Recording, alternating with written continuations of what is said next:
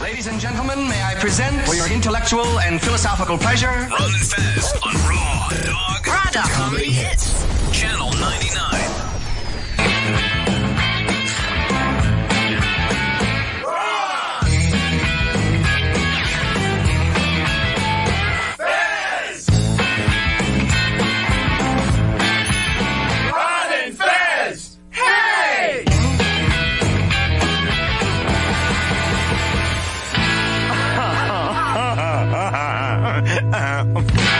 Okay, let's get down to it, boppers. Hey everybody, it's the Ron Fez Show. Our first show back from Christmas vacation. It's Wednesday, March 25th. That's right. We've got the information correct on our sheet now. Wednesday, March 25th, 2015, in the year of our Lord. And if you're Chinese, it's actually called the year of the rice ball. So pick one of those up if you have the opportunity. You ever had a rice ball, Fez? I have never had a rice ball. It's rice, but in a ball shape. So you can eat it, you can throw it, you can roll it. It's just so much damn fun. Is it in the same family as a Rice Krispie treat? Because is it stuck together by marshmallow? Because that I've had. No, it's nothing that people in Iowa eat. This is something that I think that the Chinese try to sell to tourists. All right. 866-RON-0-FEZ. That's our phone number. 866-RON-0-FEZ. All right, okay, just put up some pictures, Fez, with rice balls with panda faces, which I've never had before. That is an adorable looking dish. Well, there's only 18 left on the entire planet. You see, they won't have sex with each other. And by the way, if you won't have sex with each other, you should go extinct. That's my fucking opinion. Done. Over. You fucked up. It's not like we killed you. You just do not know how to go on and procreate as a species. Fez Whatley gave me a little news today before. Well, I will tell you this before we get into that. I'm a little miffed at you, Fez. I got a problem with you. You just walked by me on the street today without saying hello. I didn't even see you on the street. Now, okay, I want you to take a... Because I was so mad at you that I just snapped your picture. Oh, God. It's my worst fear. Come and look at this, okay? This guy, he just walks by me. I took a creep shot. Okay, seems to be really enjoying it. It's funny. It's a good candid shot. That's me? Yeah. All right. If you showed me this and said it looks like something someone would have sent in saying, that's Fez. Right. Does it? Yes, that's why I took the creep shot. Because the guy looks so much like you. Oh, all right. Do you think it's you? I thought it was me. Do you know you're not wearing that? It looks like my coat. It could be. So you really think this looks like you? Yeah. I would put this up on the internet, but it's not fair to put up creep shots. But, okay, run that into the other studio for me. Show it around. Let everybody enjoy. Let everyone jerk to it. So you honestly thought that was you? I thought that was me because I was out walking this morning. It looks nothing like your coat. You know what your coat looks like. That's a sweatshirt that person's wearing. Oh. And no, it's not you. Studios leaping up and down, just enjoying themselves. Now, Fez, you told me before the show you're doing a very strange... Why are you upset? Why are you upset? Why did that make you upset? Just stupid. I took a picture of a guy who looks like you, but you know it's not you. Do you wear those glasses? And did you really think that your hair is that white and you're... I thought maybe it was the way the sun was catching it.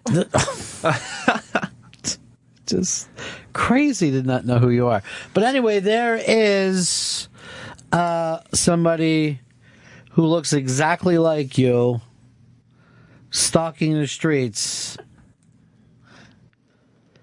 And it's frightening. But you told me something crazy before the show today. You fired your therapist how many years ago? About a year ago.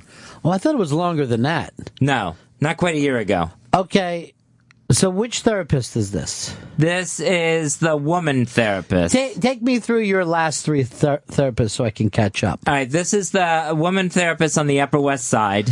Okay. Before that was the gay male therapist in Union Square. Uh-huh. And then the one before that was the one up near Columbus Circle who dealt with creative types. That woman. Oh, that was who was recommended by somebody. By the daughter of a very famous creative type. And you thought, well, I'll be in, and I'll be at the same place Woody Allen goes to. All right, so you just decided you got some issues now that you want to deal with, right? Yeah. These are not or the exact same as what you had a year ago. Yeah, it's slightly different, but basically the same stuff. Now, when you fired Depression. her a year ago, I remember you told her, I don't think that you can help me. Right. Now, of all these social problems that you have, that I'm like, well, that's ridiculous. Here's one that I would have. Firing someone a year ago and then going back and saying, I was wrong, I need you. That's the thing I would go out of my way not to do. And then this is one you have no problem with? I was really embarrassed to contact her again. Right. But the process of getting in to see a therapist in New York City. Now, this person that couldn't help you, you believe can help you now? Yeah. Yeah. So, I'm that's what I'm going in there believing and hoping. Yeah. But that would mean, now you were with her for how long? I was with her probably a good 2 years. All right. In those 2 years, you said you never got help by her, right? Right. Yeah. Nothing was moving along. All right. So two things. I mean, there can only be two things that you believe have changed. Either you think somehow she's gotten better in the past year. I don't know if she's taken any courses in the past year. Yeah, you would have no information there. Or you would think that you got better in the past year. But if that was the case, why would you need a therapist? Right. This is a very strange thing. The most I can equate it to is when people date their crazy ex-girlfriends. And they think like, well, there was some good times. You know what I mean? Like, you broke up with a girl and then a year goes by. Now, okay, I'm going to ask you right off the bat. Could you do this? Could you go back to the therapist that you said could not help you? Yeah, I think, I could, because I feel like I would have grown most likely and seen the value within that therapist, because clearly something would have changed after going to that therapist. All right, I'm going to check with Fez. Do you feel like you've grown in the past year? No, just the opposite. I feel like I've gotten worse, that I'm crawling back. I give you credit for this one, dude. This is one I don't think I could do. Not only that, but if I ran into someone that I had fired a year ago, like I was at the mall, I would act like I didn't hear them saying my name. You know what I mean? I would just keep going. It has taken me weeks to get up the nerve to contact her. Yeah. And then left a message when I knew that she normally has sessions or clients, so that I could leave the message without talking to her directly. All right, I just had a text come in that the person sent me at 11:25. That's how long it takes for text to work. They might as well be telegrams. Bring that up with your therapist. John in Kentucky. Ron, I never thought it, but Fez is turning more and more into a woman. This is crazy pussy talk. Yeah, you're right. This is almost like you're the crazy girlfriend, and you've gone back after a year. I was thinking of you as the dude, anybody who's going like gets drunk and goes back to their old crazy pussy girlfriend. But in this case, sometimes the crazy girlfriend does just show up out of nowhere. But are you going to say this isn't more like me making an emotional booty call? There is some of that. There's no doubt about it. But you're doing it from the girlfriend point of view. I need you. You're the crazy person. Yeah. There.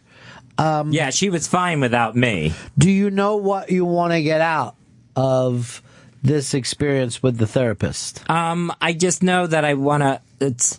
Before, when I talked to her, it was a lot more about anxiety. This will be a lot more about depression. I wonder if that's a step up or a step down. It feels like just a crazy move sideways. But would you rather have anxiety or depression? I would rather have the anxiety. Really? Yeah. The depression, it's too dark. Yeah, but at least you can lay on the couch with depression. Anxiety, you can't. You're pacing. You're pacing. You're puking. Yeah, you just that feeling to ever know that it's there all the time. Ugh. Maybe she'll tell you what's better, depression or anxiety. I'll ask. Sure. What do you have more success with?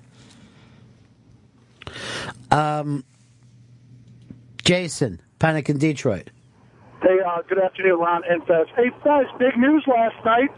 Mr. Brock Lesnar re-signs with the WWE, not leaving for the UFC, so there's going to be no crossover. Looks like you're going to shave that head for me, Fez. Now, when I went to his call, it said Brock Lesnar is resigning with the WWE prior to WrestleMania. So I'm like, Fez is right, but re-signing and resigning, same spelling? Same spelling, but I read, you pointed it out. It looks the same to me. It looks like, Brock Lesnar has bailed on the WWE a week before the match. I thought it's going to be another situation where Fez Whatley, modern day Nostradamus. We'll see what happens. Anything can happen at WrestleMania. Not really. I don't think anything could happen. I think we can. The Undertaker caught on fire at WrestleMania. Oh, yeah. I mean, things like that can happen. I didn't say they couldn't. But they're not going to find surviving people from that plane crash. No. There's a lot of things we can come up with that are not going to happen at WrestleMania. I got a little freaked out when Sam told me how long the whole process was taking. I had no idea. Oh, yeah. It's an 8-hour day, according to Sam. Yeah, it's all pre-show, and then the actual night of WrestleMania, they add an hour to the show. It's a 4-hour event.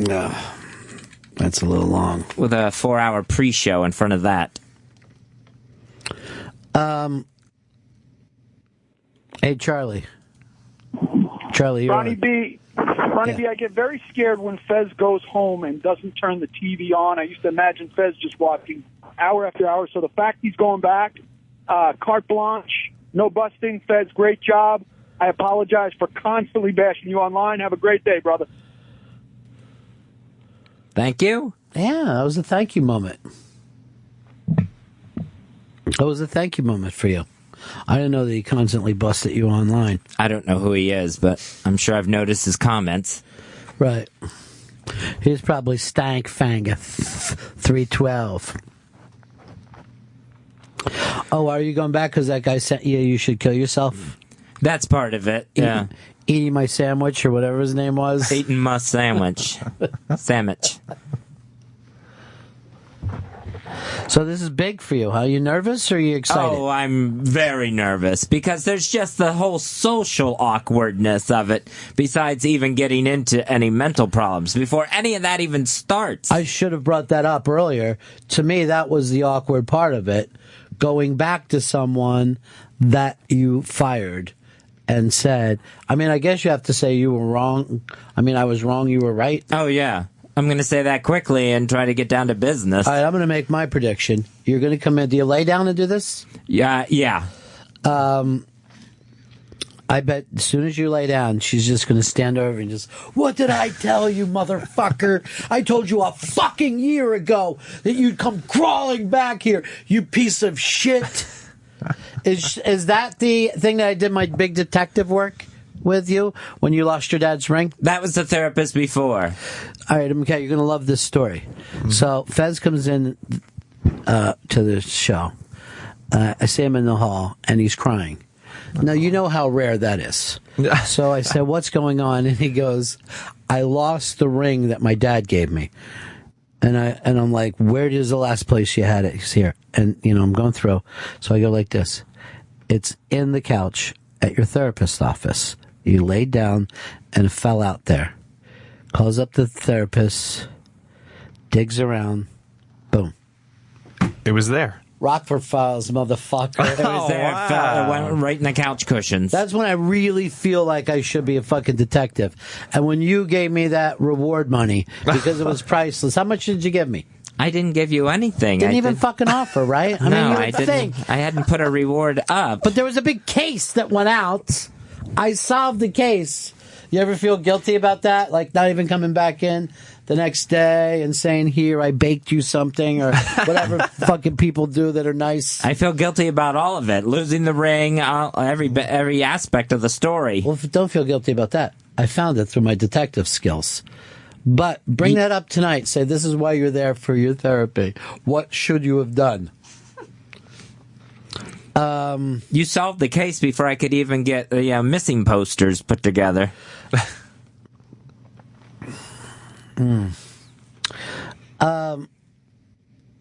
Here is Lewis. Lewis. Hey, what's up, guys? I got a spy report for you. Hey, man. You playing it, the spy thing? No. All right, well, I didn't hear Fez it. is Anyway, looking. the spy report is ISIS has now taken over Tatooine. They're using the set for Tatooine as their base of operations now.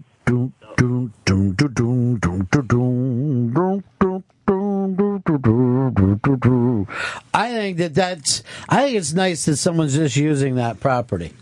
You know? It's not now we going to got waste. drones and we got this going on. It's like the war's becoming Star Wars.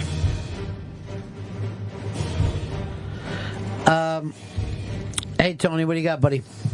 Yeah, Fez sounds great today. I just want to know, is this a Nikki Cox bit? Big ass prize closet. This is a Nikki Cox bit that she wrote for Fez. Is that it, Fez? Did Nikki write this therapist thing for you? No, Nikki didn't write that. Brilliant! Tell her the next bit she writes, pepper it with some jokes. I hate when I say pepper it because it reminds us of Pepper.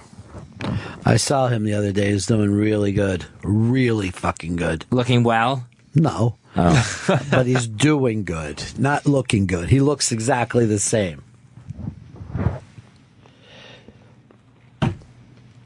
So, big ass prize closet for Tony. Line 5. Get something sweet. Janice wants to check in on you, Fez. Janice.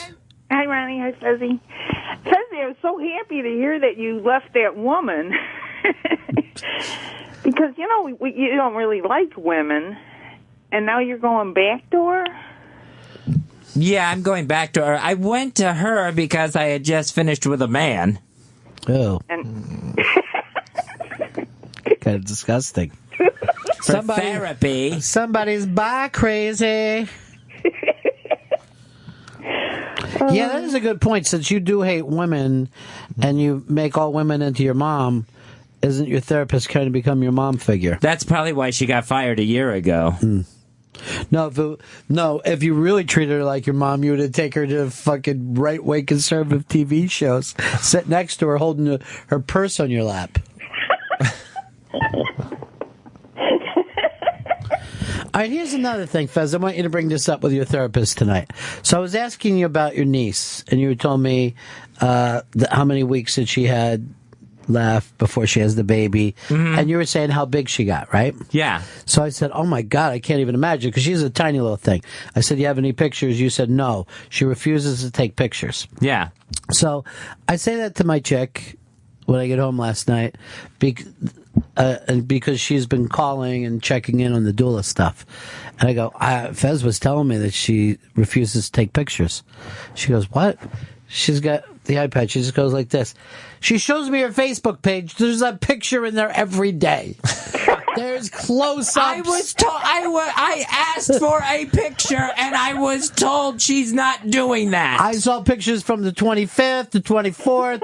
I saw her laying on the table with her shirt up, with your sister there and her husband, or soon-to-be husband, hopefully. Wow, that's what she's hoping for. Pictures of the baby's face. The face work that they do now is unbelievable. Like, inside, there's a three-dimensional picture of the face. Yeah, that one I've gotten. But I said, All you got to do is go to her Facebook page. There's a picture a day. That feels intrusive. Yeah. But that's put not him on there. Wait, am I being accused of something for looking at a Facebook page that's open to the public? So you have to bring that up to your therapist about how much you lied to me. So what are the stuff you're going to talk to your therapist about? Depression. No, forget that. Ring reward. Ring reward goes up top, followed by always lying to Ron about pictures. Baby photo lie. That could be a great name for that baby. Look, everybody, it's baby photo lie. So, I mean, didn't I look like a nut when I went and repeated your lie to everybody? What other lies you got from me, Fez, about the world being flat again? I looked like an idiot at a bar once. I wouldn't sail to the edge. Yeah. You've already sailed to the edge of your own mind. And over. Here's what's going to be funny when you go there. You're still wearing the shirt. From a year ago. I wonder if she'll notice. She will. All right, Jen, it's good to talk to you, honey. Can I say what a hero you are helping Sam like that? Because, after my mother and father-in-law and me are gone, the whole family, the name is gone. So you're helping Sam Roberts. Yeah. Continue. Yeah, because there's not enough Roberts around the planet. You can get them in any color. All right, talk to you later. Take care. All right, there's a guy named Johnny Wellhung who just wrote in, I'm going to be in New York this weekend. I'd love to take Fez out. Johnny Wellhung. I'm just going to write back yes. And give out your address. Don't have him pick me up at home. Oh, he'll already be there when you come in.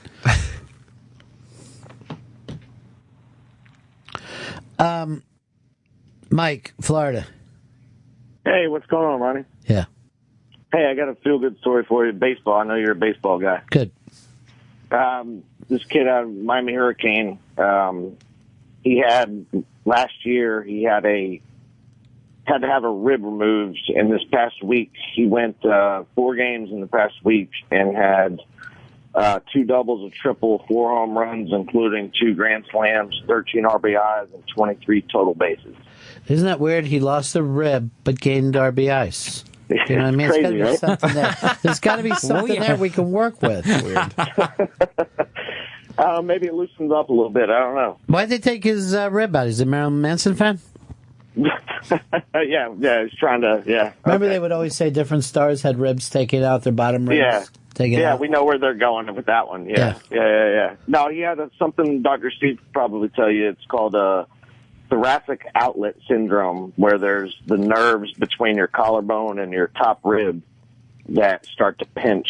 And Fez might be able to appreciate this. Yeah, I would just recommend he stop wearing turtlenecks. But I would do that to everyone anyway. Stop wearing turtlenecks. No, but I thought you'd appreciate that. It's that's a pretty impressive little 4-game stout there. Oh, it's unbelievable. All right, cool stuff. Thanks. 866-RON-0-FEZ, 866-RON-0-FEZ. There is a story about this guy being kicked off an airplane. This is so weird. It's up on the Interbank today. He was wearing a shirt that said Broad fucking City on it. Now, I consider myself a TV fan. You know what I mean? But, A, where do you buy this shirt? And B, why would you think that it's for airline travel? Why would you think it would be cool when you're around families? I don't have so much a problem with this shirt as other things that people wear on a plane. Is this going to be a list? No. No, I'm not saying that in a fun way. I'm saying it in a fun way. No, I mean, why is someone allowed to wear flip-flops on a plane? Maybe because they don't say fuck. Now, flip-flops make you upset. Why?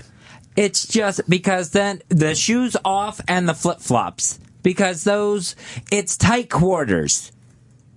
Yes, I have a toenail collection, but I don't want to see other people's feet. But maybe they wear flip-flops because they got to take their shoes on and off for the same reason that you're always thinking loafers when you fly, you know? Yeah. You fly in slippers. Yeah, I've done that, but my feet are covered. So the toe is disgusting to you. That's what you're saying.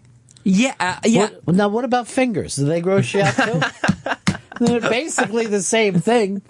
Those fingerless gloves. Put on mittens. Hey, don't do the Big J thing. You already got a beef with him. He's bringing a gay guy to turn you tomorrow, though. What? How fucking ridiculous is that? You're going to feel better. I think an asshole move. I'm going to put... Why are you upset? Because it's just ridiculous. I didn't know that you were upset about it. I thought you were going to be happy. No, I can't possibly have bashed Fez on the podcast because, look, I have a gay friend, so that excuses me and I get to do whatever the fuck I want. No, the reason why he's bringing his gay friend is to teach you to be gay. I think this is going to go better for you than the therapist. I think it's just a nasty, nasty setup. I'm not looking forward to it. Really? Yeah. I thought that you would be so happy having another gay guy here. I think it's just to show me up. Here's a good... You're a bad gay guy, Fez. Here's a good one. I just thought of something. That shows me up now. If Big J comes in here with a cooler gay friend than I have, I look like the fucking loser. Yeah, he's trying to go after all of us. I didn't even think of that. I see it as just a dick move. You love Big J. Well, we'll see what happens after tomorrow. Oh, stop. That's our best buddy. Don't put him in the Mikey D line. Nobody wants to be in the Mikey D line. But here's... All right, so you don't like flip-flops on a plane, but you wouldn't have any problems with broad fucking city. I have no problem with a broad fucking city shirt. Now, what if you're with your little nieces and the guy sat next to you? Like, it isn't going to offend me, it isn't going to offend you, but you can understand when people are going around with kids. I mean, that's why we have the parental thing on this station. I mean, the very short amount of time that he's going to be going down the aisle, unless you're in the row in front of him and climbing over the back of the seat, you're not going to see this. Or sitting next to him. There's not enough room on a plane to turn right or left to pick this up in peripheral vision. Somebody must have seen it. I'd rather... I mean, if it can't be seen, someone saw it. It was the flight attendants as he was trying to board this flight. Why didn't he just wear his jacket? Apparently this was given to him as free swag at South by. Yeah. And his free... And now you realize they must be ecstatic. You know what I mean? Like, look how far this has gone for them. Now I'm like, I got to see this fucking show. Sounds amazing. Alana Glazer from Broad City, she tweeted out support for him. Oh, nice. That she loves him. But people show up on a plane in their pajamas. They bring their old drool-covered pillow with them. Put a ban on that germ fest. Well, Grandma doesn't like people, huh? Everything's disgusting to you. Toes, pajamas. I mean, the pajama is weird because it is clothing. You know what I mean? Yeah. Like, if you look at those people in India, to me, they look like they're just wearing around pajamas and house dresses. But over here, we're like, that's sleeping material. Get out of here. You're not sleeping now. And the reason why they wear pajamas is because they're going to sleep. Yeah, but this is public transportation. This is where, these are the same pajamas. Should you not be able to sleep in a plane? Should you have somebody come by like with a stick and just hit the seat like they used to in Times Square? I would love to be able to sleep on a plane.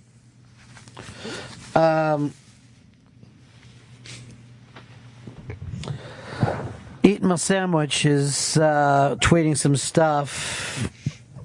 Wonderful. Yesterday, Eat My Sandwich, Dr. Eat My Sandwich said, hey, Fez, don't forget to jump off a bridge today.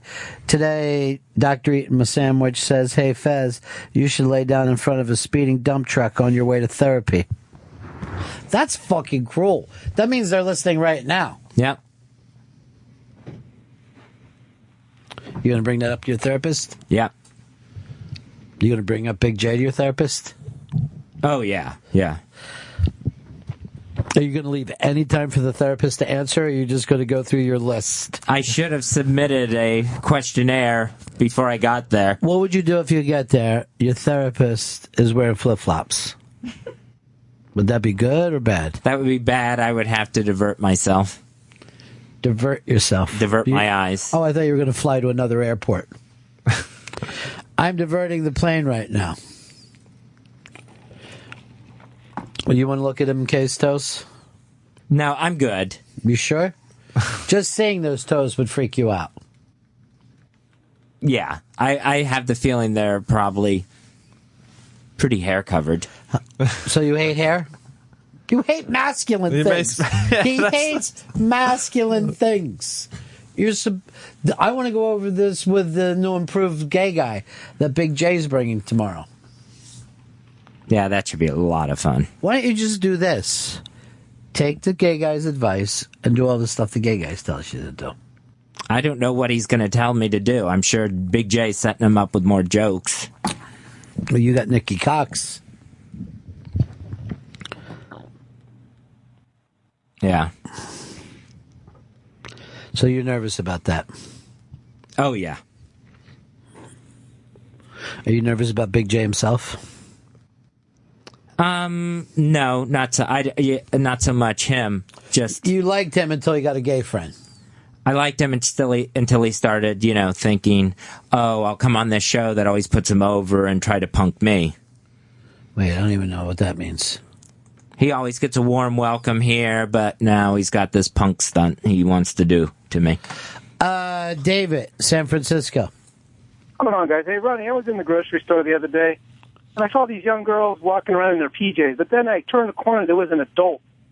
Since when did it become acceptable to wear PJs or pajama pants? It's from college. It's because kids, they do this at college where it's acceptable, and then they move to Brooklyn and they keep the college experience going. There's 7 of them living in a fucking apartment like it's college. They go out to eat, with PJs on. We live day and night. But see, here's the thing. Since I'm going to say the 1960s, right? Formality, we start to push for comfort then, right? And now this is that sliding thing, that slippery slope that people don't believe happens, but it does. So now you walk down the street and there's a guy in a robe and fucking pajama bottoms instead of, wearing a suit to a baseball game. People, wasn't that long ago. Like, people are alive now that remember when you would wear a suit to get on an airplane. And we start going, wait, this is crazy. This is uncomfortable. Let's get a little more comfortable. And now we're at Broad fucking City on an airplane and flip-flops with disgusting men and their disgusting hairy bodies, Fez, that turns you off. I wonder if the new gay guy who's coming in tomorrow, I think his name is Frez, I wonder if he's going to be disgusted by men's bodies. Probably not. Just the thought of a man's body just turns your stomach, doesn't it? No. Save it for tomorrow. Dirty toes on a plane do. Save it for tomorrow when Frez is here.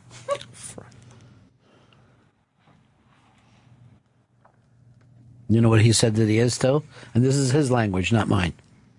A fraggot. That's what he said. Yeah. Well, I got that through Big J. I'm not shocked that Here's what I think is going to happen. Something that Big J would do. I think Big J is going to UCB, and he's hiring an improv guy to come in here with him tomorrow. I want you to play a gay guy to tell Fez that all the stuff that I say is great. That would make sense. I'm sure he probably doesn't have a real gay friend. He does have a gay friend, Fezzy. You. We'll see after tomorrow. He's This is a cliffhanger. He's already the one out of the Legion of Skanks that hasn't reached out to me to apologize for the bashing he gave me. Haven't heard anything from him, so I can only imagine this is going to be the 2 out of his 1-2 punch. So, Dave Smith reached out to you? Dave Smith recorded something with Louis J. Gomez apologizing to me. So that's a reach out, in your opinion? Yeah, he put it out there. You're part of social media, then. It's a lot more than Big J's done. That's true. Look, here's what I'm worried about. Sooner or later, Fez is going to turn on me because he's turned on everybody else that we know except for me.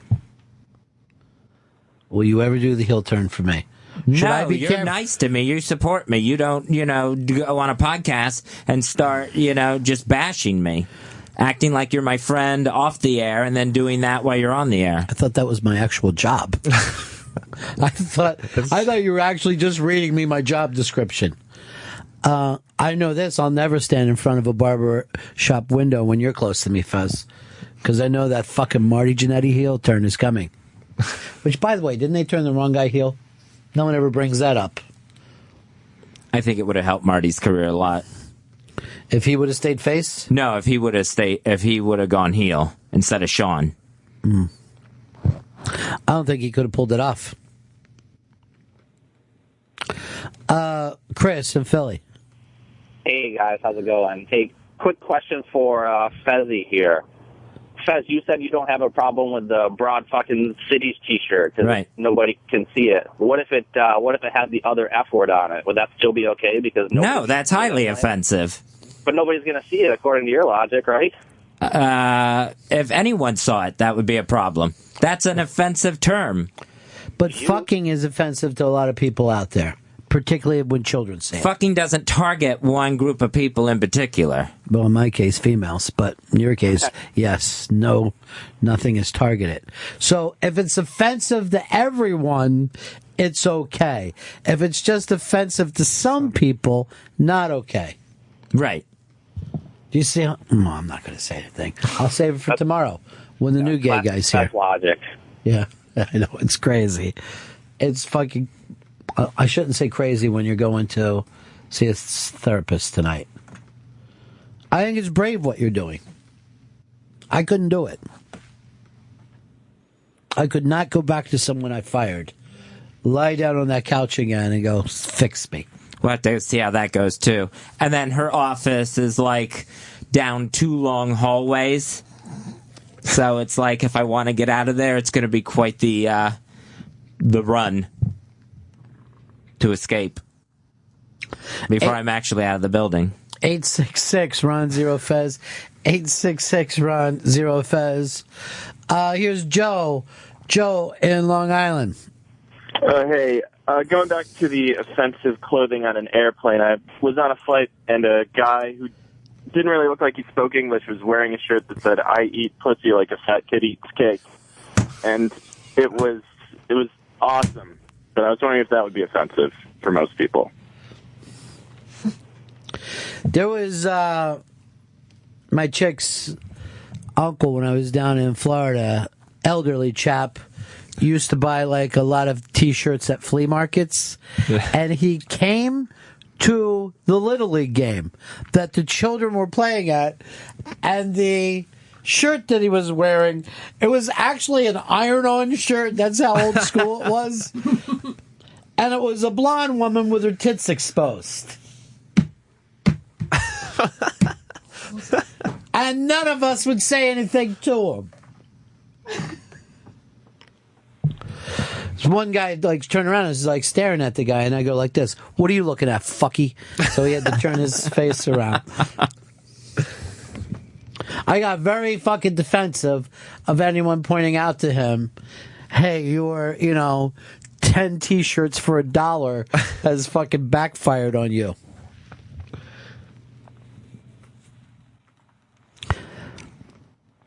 What's going on over there, Fez? Just nervous. Look, he's not going to wear that shirt here. He's already passed away. Oh, I wasn't nervous about that shirt. What are you nervous about? Just in general. It's got to be something specific. Is it the gay guy tomorrow? That's part of it. What's the rest of it?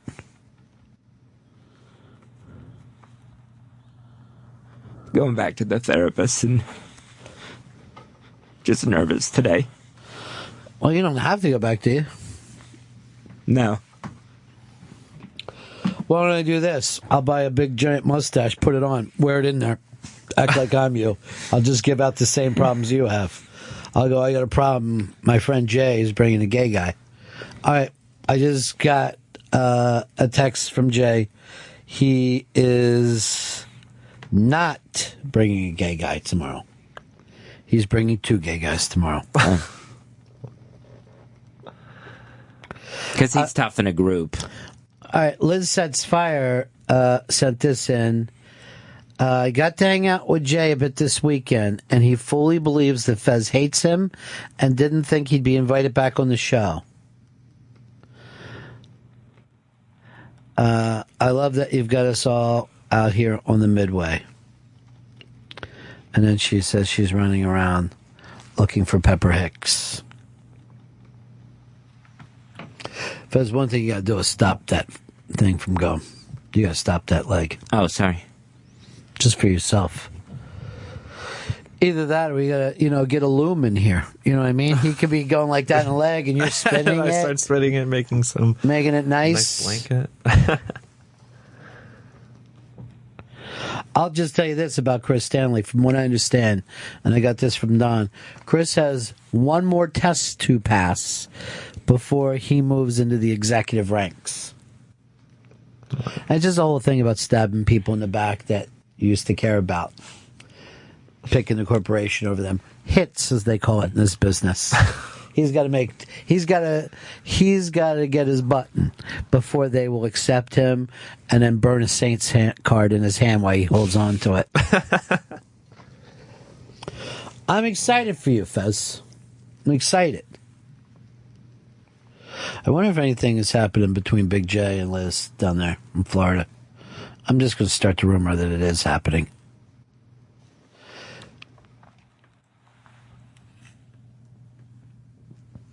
I think you're going to do great with your therapist tonight, and I think you're going to do great with Big J's gay guy tomorrow. I think you're going to tell him some shit he's not ready to hear about being gay, like a lot of the stuff that you've done. Yeah, I haven't done anything. Well, didn't you work the phones once for Obama or something like that? You were all excited about it? Yeah, I did that in the 12 election. Here's the other thing that I think with this gay guy. I think it might even be a character that Jay plays. Oh. Big gay. So he's just going to come in as a big gay. Hey, everyone's big gay. Ben Stiller told this story that he turned down the opportunity to direct Good Will Hunting. I found this interesting because that would have come after he directed The Cable Guy. Cable Guy. And I thought that was like really critically attacked. Okay. And that I was surprised that he would get a directing that people would say, here's this other script you can do. Like it would have been, sorry. No, I want to hear it. That it would have been hard for him to get a directing job. But okay. It's not a bad thing. Here's what you got to remember, though. These were just 2 unknown kids. This was not a big directing job to get. You know what I mean? Uh-huh. This would have been an independent film with 2 guys that didn't really have any major credits starring in it. So this is the type of thing that you get when stuff doesn't work out. But Ben Stiller's career has always been hot, no matter what people say about it. I mean, the guy who took the heat on Cable Guy was Jim Carrey. But also, you have to remember, it probably wouldn't be the same Good Will Hunting if he did it.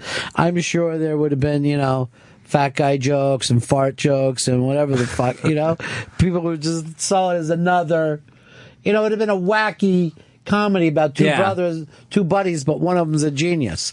So it's not like he would have been at the Oscars too, because he would have made a Ben Stiller movie.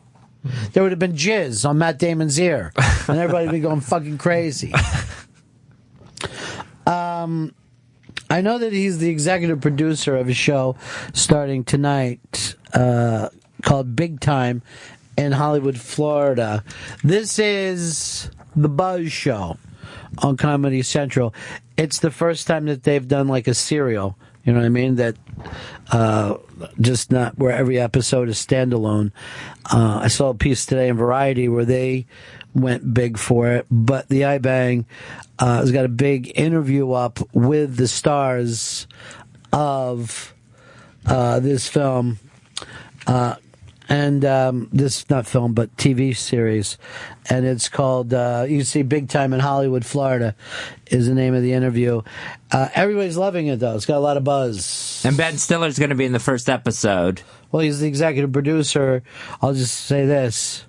He ain't going to be there at the end of the episode. I'll just put it that way.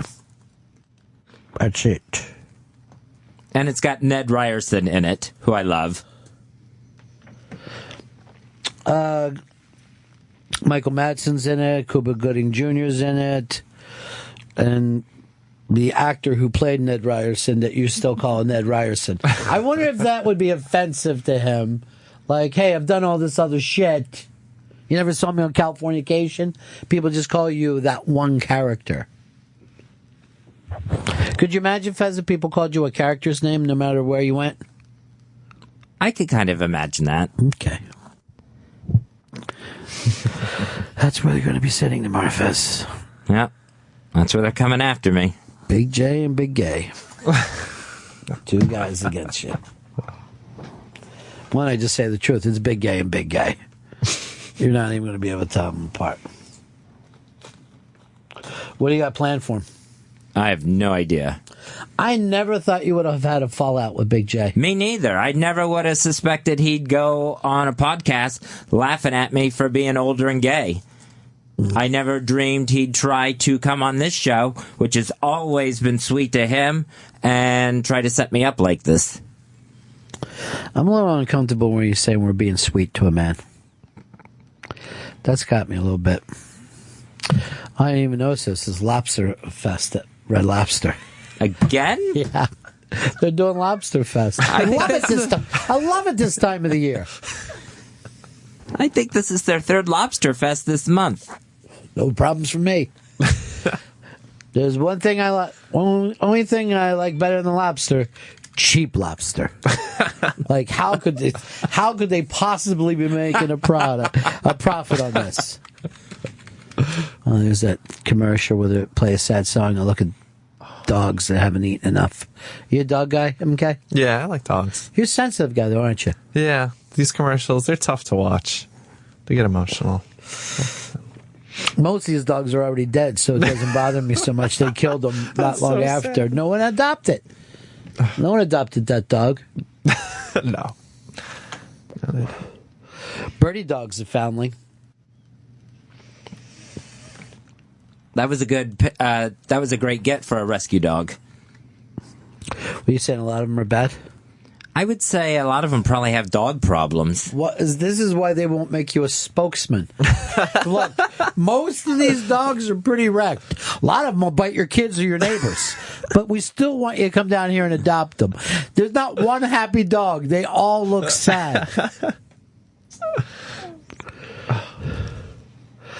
I'm sorry, buddy.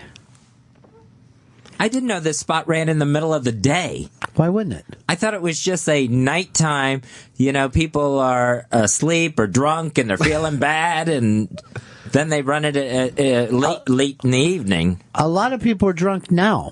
But why do you think that only drunk people would want to adopt a dog? No, it's such an emotional thing, but if you're drunk, that thing's going to be really emotional.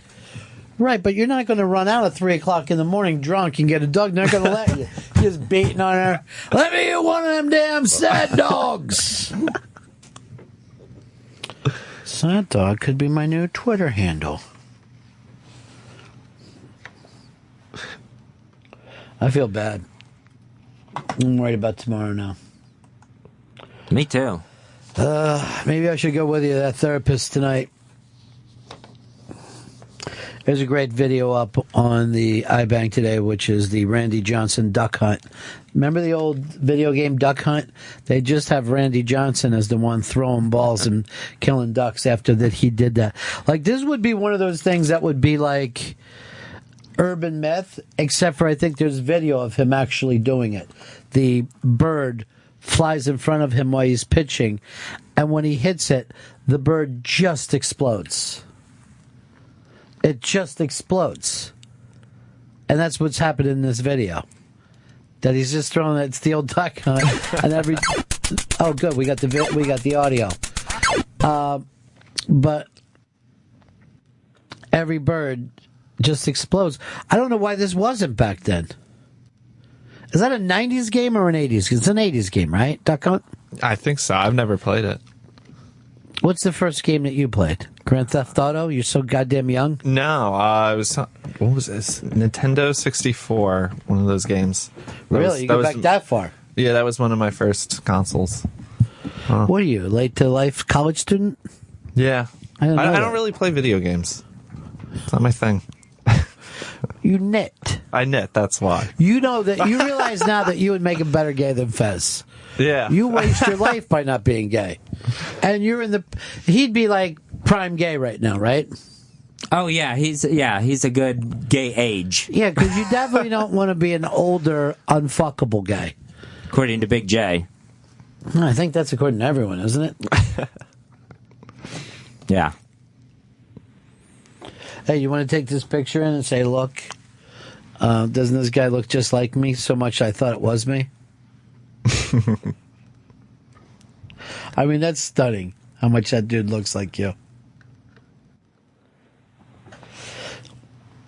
What is that called when someone looks just like you? Look-alike. No, come on. Why wouldn't I come up with look-alike? There's like a term. Doppelganger is what I'm looking for. Doppelganger. This is your doppelganger. And I believe he's living the life that you should live.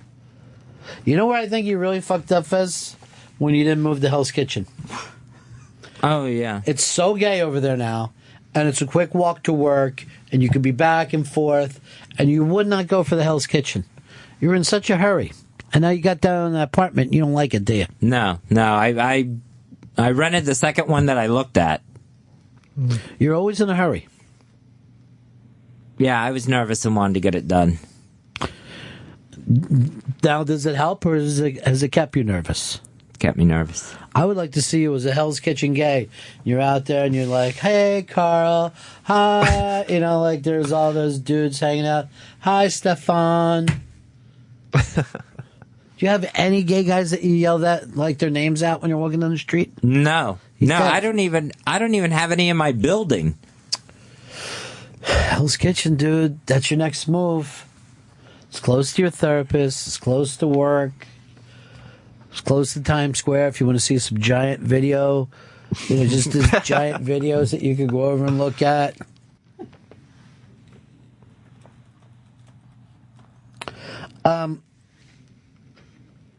This got announced and I couldn't even believe it.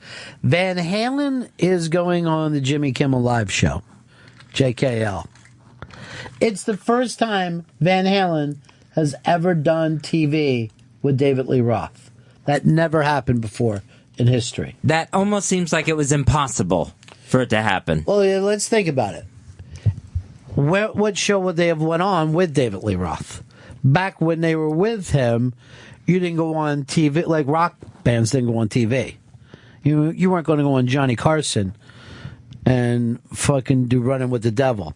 That would be like wearing a Broad fucking City shirt today. So by the time they broke up with him, you know, because I guess they did stuff when they were Van Hagar, but they never did it with Diamond Dave. And never got a Saturday Night Live gig, which seems... No, they never did Saturday Night Live. That seems like it would have been a natural at some point when they had David Lee Roth with them. Where? Like the 1984 Jump thing. That was, what, 80... That was in 1984. Nope, never did. Because at that point, that song was so poppy that it wouldn't have been too much of a hard rock thing for Saturday Night Live. You're smart, dude. That's you doing that TV fucking producer thing that you got in your mind. You're the smart guy of the show. You're the smart one. I'm the shy one. Hicks is the missing one. And Shelby is running phones today. But you are a smart guy. Rick, Toronto. Yeah, thanks for taking my call. That's my job, Rick. That story's even weirder. Van Halen is doing Ellen's show first on Monday, and then she's doing Jimmy Kimmel 2 nights. All right, Fez, you're shaking your head. No, they're not doing Ellen until April. Okay. I heard it on the Stern Show this morning. I guess they're wrong. Thank you for correcting me, guys. They're going to be on Kimmel this coming Monday and Tuesday. Oh. Well, isn't that April? No, that's still March. Is it? Yeah. Maybe Because I know someone's got a birthday coming up. Birthday party on the air, Fez? No. Drinking party? No, Let's do it, because you wouldn't do it up last year. Why don't we do it this year? Okay. What do you want? What do you want to celebrate your birthday? Surf and turf, pinata full of cigarettes. Seriously? Some Tito's. We'll do it. No, I don't need anything this year. What about this? We do a birthday party. We invite a lot of the old school people. And maybe your new gay friend that you make tomorrow. Are you in? Can't we wait and see how it goes with this gay person tomorrow? I got to start booking things now. I want to make this thing fantastic. I want decorations, food, booze. Fez, let me have your credit card now. So... I'll need that for the therapist tonight. I know, but I need it for the party decorations. It's not like I'm going to fucking pay for this. It's your birthday. I ain't getting shit out of it. John in Virginia wants to disagree on this story. John. Hey, guys. Right after Sammy Hagar left and right before Gary Sharon, David Lee was hanging out, or just kind of they were making mention that he might rejoin the band, and I'm pretty sure they did David Letterman with David Lee Roth on there, and David. You couldn't be any more wrong, my friend. Because I thought that Letterman made mention of how high he could still kick at his age. Even. I think you had a dream. I got a kid on the computer looking it up right now. You're looking up David Lee Roth, Van Halen on Letterman, or just go to a website called thisneverhappened.com. .org. I'm sorry, .org. I'm sure Don would like to throw you this party, Fez. So you really want the pinata full of cigarettes and all that? No, I was just... Don't say it if you don't want it. We can get you diabetic candy. What else would you like? Diabetic candy is the worst. I want you to have the time. You want real candy? What is it that you want? You tell me you want a big birthday celebration on the air. What day is your birthday? Tuesday? Tuesday. Is there any older gays that we could invite over? Not that I know.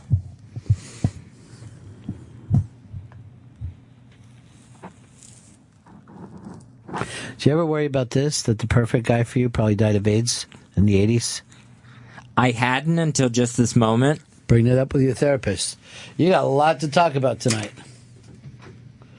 You know who we should put in front of your in charge of your party is V. She's like the new one with all the crazy party ideas. She's always doing a lot of fun stuff. Did you see the gay kid on the iBang with his mom going over his grinder things? No, I haven't seen this. Do you ever go to the iBang at all, Fez? It's fantastic. You heard Jay Moore talking about it yesterday.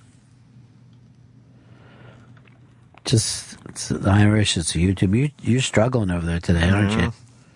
That's not your natural thing. Your natural thing is knitting. Yeah. So if I said I needed some booties or one of those things where you knit something and put it around a roll of toilet paper, they always hide those. The old ladies would hide that one roll of toilet paper underneath some knitting. Man, I'm dying in here today. There's nothing happening. I can't make this audience work. Now, Ted Cruz said this, that he became a country music fan after 9/11, that he did not like the way that rock responded, but he got the response from country music that he wanted. Now, what could classic rock music have done wrong? Did did these groups get together and start doing pro 9/11 songs? No, they didn't they didn't respond the way country did when they did the "We'll Put a Boot Up Your Ass" and all those kind of songs. And he felt kind of bad that U2 did not write a kind of over there song. And right now, it looks like Ted Cruz is going to be the next president because he's the only guy running. And here's my prediction, unopposed, both sides. No one else is going to run but Ted Cruz. And then I got this. He's going to cruise the victory. Thanks. I don't want to do This is the only time he could be a front runner. You don't like Ted Cruz? No, and this whole campaign is a joke. This guy, his own party doesn't like him. Well, that's where we're at with your birthday right now because you won't pick out some stuff and give me your credit card. Here, let me just play the Ted Cruz. I grew up listening to classic rock, and my music taste changed on 9/11. Yes, but on 9/11, I didn't like how rock music responded. And country music collectively, the way they responded, it resonated with me. And I have to say, it just as a gut level, I had an emotional reaction that says, these are my people. And so ever since 2001, I listen to country music. But I'm an odd country music fan because I didn't listen to it prior to 2001. I'm going to tell you this. There were so many people in the city, and they were running from downtown to uptown. And I heard people shouting out, I don't like the Allman Brothers anymore. When I get home, if I make it, I'm getting rid of all my Led Zeppelin albums.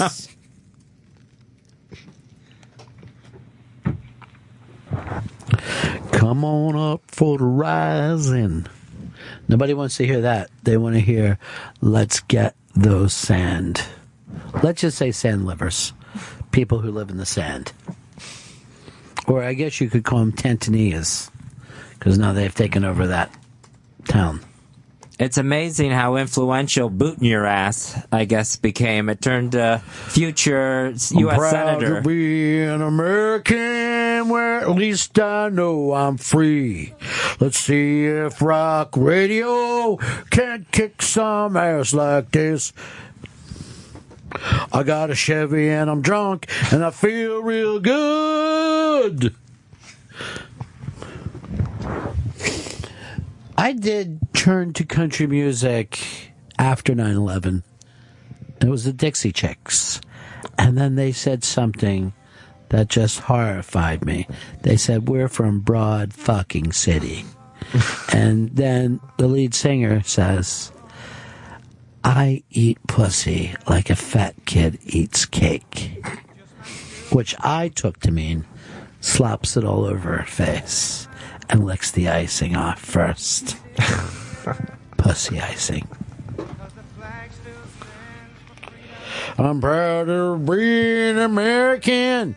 I did a cover of that song called Proud to be Armenian, and I just tried to sell it overseas, and it didn't work as good. Do you like any country artists, MK? No, I don't listen to country, no. What do you listen to, hip-hop? Yeah, top 40. Top 40 hip-hop? No, more pop. What's your favorite song right now? Party in the USA? No, you know. No. What do you listen to right now? Uptown Funk? You Uptown Funk in it? Yeah, I like Uptown Funk. Yeah. It's good. I listen to Hawaiian music, too. Don't get me wrong. Oh, liquor in it. Liquor in it. It's the flow that we have that's so good. Well, maybe if Ted Cruz had this, he'd feel a little better about himself. So you're a top 40 guy all the way. Yeah, I look it up on iTunes, see what's happening, and go with it. Well, what was the story up on the iBank today where they tried to redo Rolling Stone's top 500? I guess it was Spotify? Spotify did that. Did it? What was the story of that, Fez? It was if Spotify went by their the amount of plays that people were doing off of it, it reworks the entire 500 greatest songs. Well, the greatest songs has never been the most played songs. That isn't the point of it. Or else we wouldn't need Dave Marsh or other rock critics. You would just say, what song played the most? That's the best song. It's never, here are the greatest songs, they've been played. Like, do you know what song they say has been played more than any song on radio? Because it comes up every time they play it? I have no idea. You've Lost That Loving Feeling, the Righteous Brothers. And finally, just a little while ago, I'm like, I don't even know if that's true. It's just something DJs say. But I don't think they could possibly know what song has got the most spins so that it could get the most ins.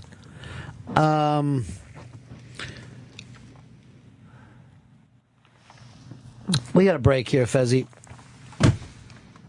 We'll be right back. Ron and Fez. Ron and Fez on Raw Dog Comedy Hits. Channel 99. Best interviews. Hicks drinks too much and will continue to. And Shelby's got DSLs. And you won't hear Fez until the live read interludes. If he talks, it's probably not new shit. Somebody's in the bathroom, he's probably not pooping. Hicks went to college, so he's probably not stupid. Shelby's got a bad gland, he's probably got lupus. This is like a rap version of an unscreened phone Sick call. movie raps, bro. Yeah. Digging that Ron and Fez show. Fez is all weird and sad. Digging that Ron and Fez show. Never no turning back. Never no turning back. 866 Run 0 Fez. Then it turns to the advice show, blame it on his mom like the murder movie Psycho. And people start to add theories. He stands in the booth so he can fart in that clearly. Came out the closet, then he starts to act weirdly. Now he has a breakdown and a heart attack yearly. Digging that Ron and Forever, please. Open Mike Eagle. Digging that Ron and Fez show. Fez, were you singing along and dancing to that? No, that must have been MK. That wasn't me. I know it wasn't you. You just sat quietly, although I'm going to pull the curtain back. MK got yelled at during the commercial by Fez. How did that feel? It was a little frightening. Yeah. What did he yell at you for? Because I didn't know what to do when to get the song to play. Yeah. He's just an intern, Fez. Yeah, but it was just, the thing was to let the booth know to play the Open Mike Eagles song. Well, how's he supposed to do that? You walk over to the booth and tell them. Not sit there and go, how do I tell them to play the Open Mike Eagles song? Now, you were just telling us earlier how sensitive they are, but then you tore into that kid. Yeah, that one just caught me off guard. I'm digging that Ron Fez show. Brian Miller tweets this. Fez is improving for the first time in years and now heading back to the old therapist. Hashtag self-sabotaging. But you feel like you need it, right, Fez? Yeah. Very much. Digging that Ron Fez show. Maybe you got a crush on her. If you had to be with a woman, and you could pick any woman on the planet, sexually, who would it be? Cameron Esposito. Really? You attracted to her?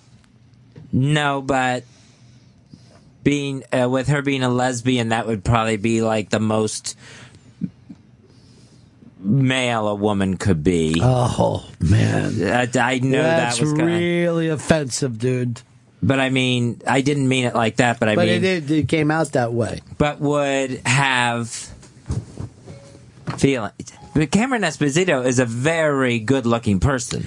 I'm not saying that. I'm saying what you said was offensive. I'm not saying that about Cameron. I'm saying it about lesbians. So you would say to lesbians, which one of you is the husband? You see what I go through here, MK? Yeah. I mean, when you're getting yelled at, he says something that he would hate if someone said about gay people. He would actually call for their firing if he heard him say that. Digging that Ron Fez show. Wow, that woman who was kidnapped out west has been found safe. And everybody was pretty much accusing the husband of doing this because he took 12 hours before he reported it. keep up on that story. Do. Which one of you is the wife and which one's the husband? That's what I want to know.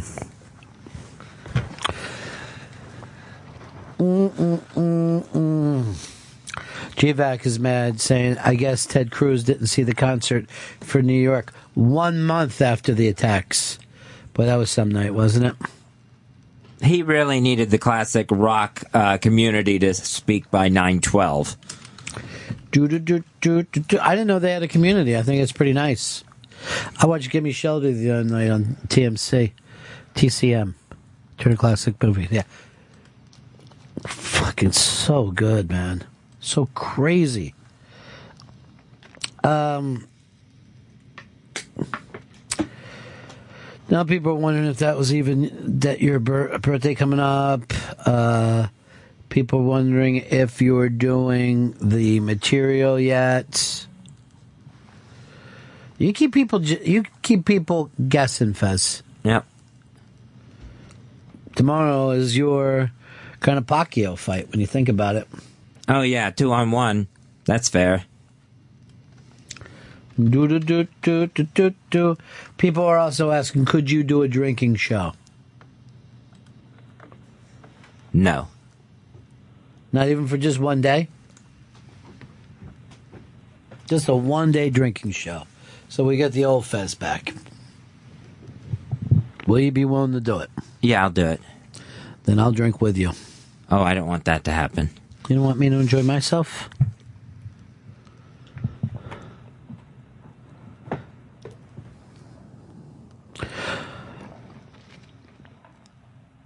What do you want to talk about, Big Cat? The cat is on the prowl today. It's the Ron Fez Show, 866-RON-0-FEZ, 866-RON-0-FEZ.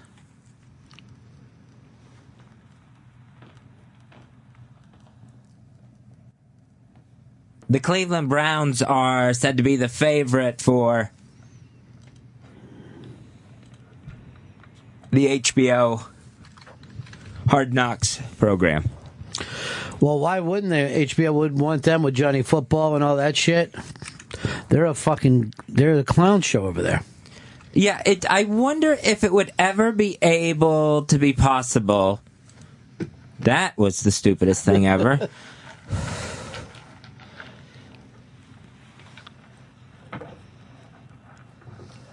For like a team to throw the Hard Knocks tapings.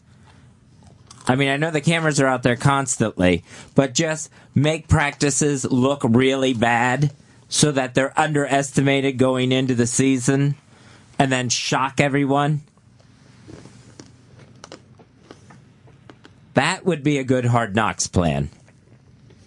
To make it like into a Bad News Bears movie where these kids are just horrible, but wait a minute, they've made it into the playoffs. Well, they do focus on the guys that don't make the team.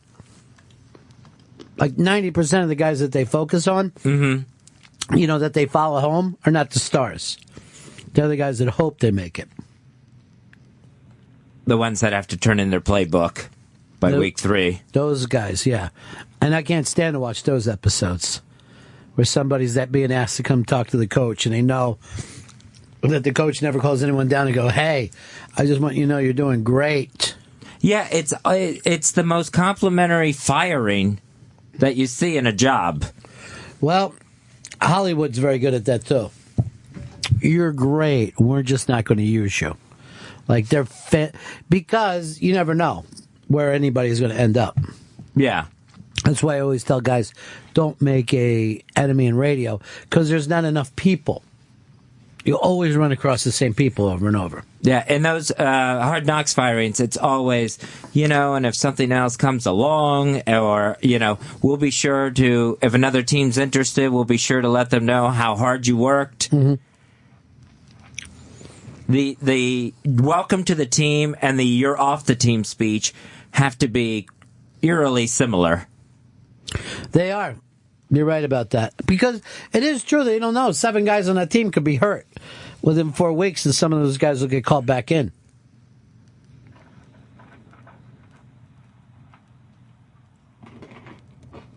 I know I definitely wouldn't want my team on the Hard Knocks show. No? No. Who was your team? The Rams? No, the Tampa Bay Buccaneers. You're back to that? I'm back. Well, yes. Even though that they're bringing in the rapist, crab thief? Well, that's not done yet. I got to find that out till April 30th. If they do, are you still going to be a fan of theirs? No. You'll drop them? Yeah. Your thing about being a fan is never a very permanent thing. One thing that you can't trust on is Fez's fandom or friendship. Because it could all turn to dust in no time at all.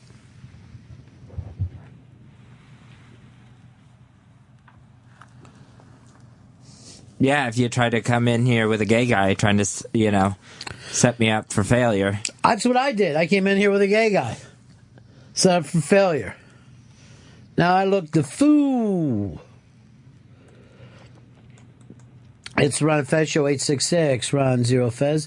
866 Ron Zero Fez. Here's Curtis in Iowa. Oops, lost you, buddy. Let me read some of these tweets. A lot of people are bringing up on the more masculine thing. Yeah, I was on the air 2 seconds before I said something completely idiotic. Some of the people says that they can't even listen anymore, and then some people are sending it to him, to her.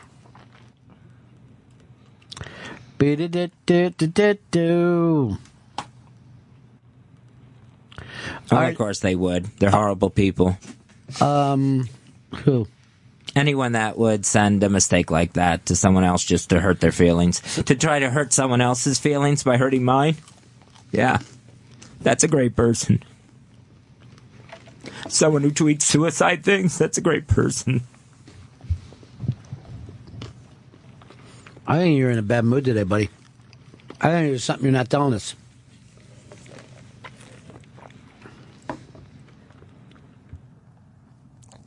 No, just nervous. I think you got something you want to get off your chest.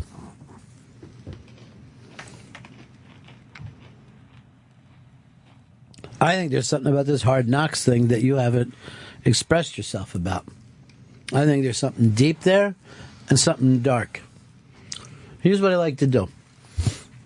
I would love to turn MK into a stenographer, but making him just knit all of it.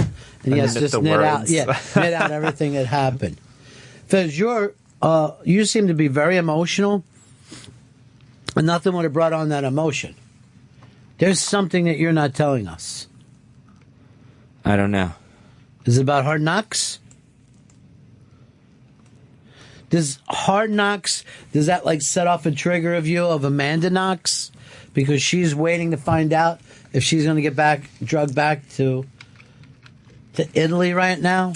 And then you're thinking about Italian, what's that remind you of? Food. Right. And what happened to you when you ate a bunch of food? I got sick. Sick, right? Sick and what, though? Sick and... Tired? Yeah, tired. And when you're tired, you go to what? Sleep. Exactly. And who sleeps? Everybody. Everybody what, though? Like in the R.E.M. song? Hurt. And that gets you crying, right? Yeah. So that's how you got there? That whole thing just took him to the point where he just thought about everybody hurts and he started crying. You're sensitive, Fez, is what you are. Yep. You're a sensitive guy. I mean, about your own stuff, not about other people's stuff. You'll say all kinds of mean shit to them. But you yourself, you're sensitive. Mike in North Carolina. Hey, Fez, did you ever get a chance? I haven't been able to listen the last couple of days, but did you ever get a chance to watch the Michael Sams on Dancing with the Stars? No, I didn't watch anything last night. It wasn't on last night. It was on a couple nights ago. You said you told us that you recorded it. Yeah, I have them recorded, but I haven't watched anything. Man, that DVR is just packed of yours, huh? Yeah. Hey, this is why the listeners that used to love Fez are getting disgusted with him because... Go ahead, get fucking disgusted then, asshole. Get disgusted. I could give a shit. You don't try anymore, Fez. All you'd have to do is watch your show and you'd have 20, 30 minutes of good radio material. But you don't even bother to Why do don't you that. watch it and then report in, asshole? Fuck I'm you. not on the air. I'm not getting paid to Fuck do you. this. Ron hands you the ball. He's the quarterback, and all you can do is just take a knee. You don't even try to go up the Well, middle. maybe we're You trying to don't run try out the anymore. clock. Yeah, maybe, but that's why. I mean, we got a big lead. We don't want to run it up. He doesn't give any effort anymore. Do you feel like you're giving an effort, Fez? No, he's right. I suck. I should jump in the East River. That's where you go from not watching the Michael Sam thing? Yeah. There's something going on with you, BC. You mind if I call you BC? No. BC, there's something that you're not telling us. It can't be just that you missed the Michael Sam thing. No, it's just every call's an attack. There was only one call that was an attack.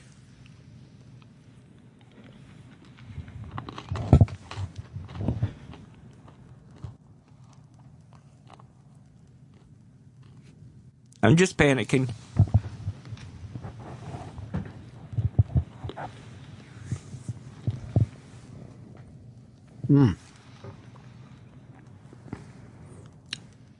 John, Kentucky. Hey, BBC just came across and said they fired the host of Top Gear, Jeremy Clarkson. I've never once seen that show. I have it It's just like taped, the American though. version. I just haven't had time to watch it. I've had every episode taped. Kinda He sounds said like the Fez N-word, and Fez, is Dancing what he with said. He got this way, they fired him. Oh, did he say it on the show? Mm-mm. I hadn't seen it. Off the show. Well, I don't know how he would have worked it into the show. Billy in Oklahoma. I'm just wondering if the Fez that we're hearing right now is actually, little Jimmy the Protector. I think there may be a few Fezes crawling around in our Fez because he has been vacillating. For a week he'll be kind of mopey and down, and then all of a sudden there'll be a day when he's just kind of like normal and balanced, if you want to call it that. And now there's today where he's just spewing his venom on your listeners for calling in. And what's going on? What's happening? Is it the toenails? Yeah, it's the toenails. Well, what happened to you, Fez? I don't know. Wait a minute. Which Fez is this? Fuck you. You It's wouldn't the like it, Fez saying fuck you. No. Was that a different Fez from the other one? I don't know. Raymond said this, because you're going to your therapist tonight. Mention the term fragile narcissistic personality disorder. That's from Raymond. It said it's one of the least treated narcissism. Instead of self-importance, these people have a thin veneer of confidence, but are actually self-obsessed by shame and anger. Those two emotions guide their lives and are often used to protect themselves and manipulate people around them. It can only be treated by admitting that the issues that causes shame and anger are not the issue, but the issues that are the need. Shame and anger are their food. Save him and save yourself. Right. Have you ever heard of that, Fez? No. Shame and anger play a big place with you? Yeah. I get angry really easily. I feel very guilty all the time. Very shameful. What did you do? You must have done something. It's just the shitty job that I do on this show. No way. You do a good job. What's that say right there? Sirius XM. No, I mean next to it. Oh, Ron and Fez. Yeah.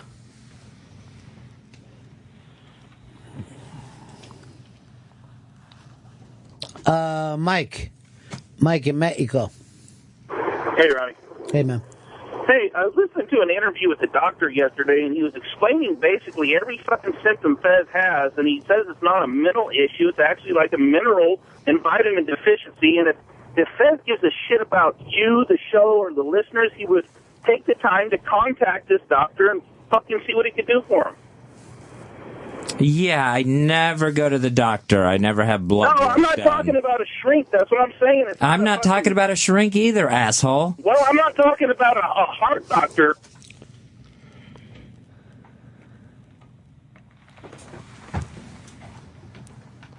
Stated that he knows what the fuck's going on. As far as vitamin and mineral deficiencies, it's not. It's a chemical imbalance you got going on. Let me just say this, Fez.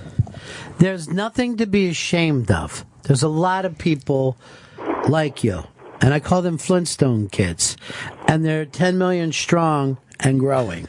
It's a joke. It's not a joke. I understand. I should have stayed serious with it. Fez, if you start taking vitamins, you're going to feel great. Yeah, I do take a vitamin. Here's Al in Philly. Hey, guys. Hey. I'm just trying to figure out when Fezzi's going to go into a mental institution or be fired or kill himself, or because he's not producing on the show. Something's got to happen. Something's got to give here.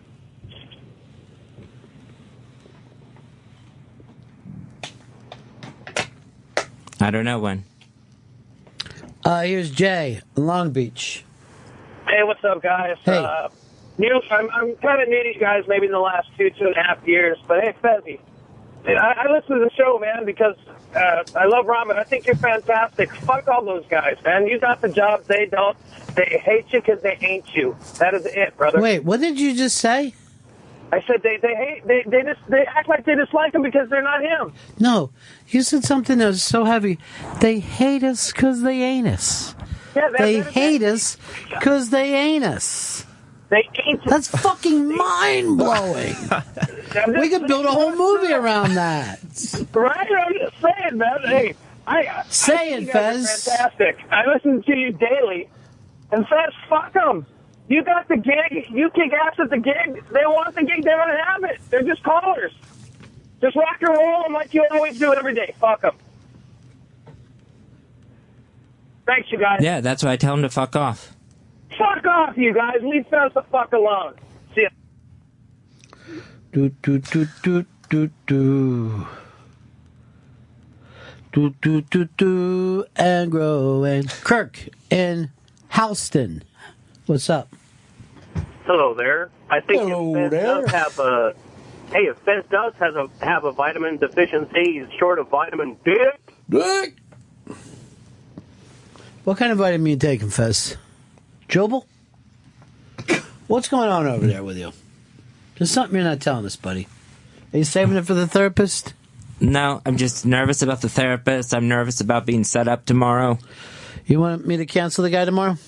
I'll cancel him right now. If it means we're going to have a good show today, I'll cancel that guy tomorrow.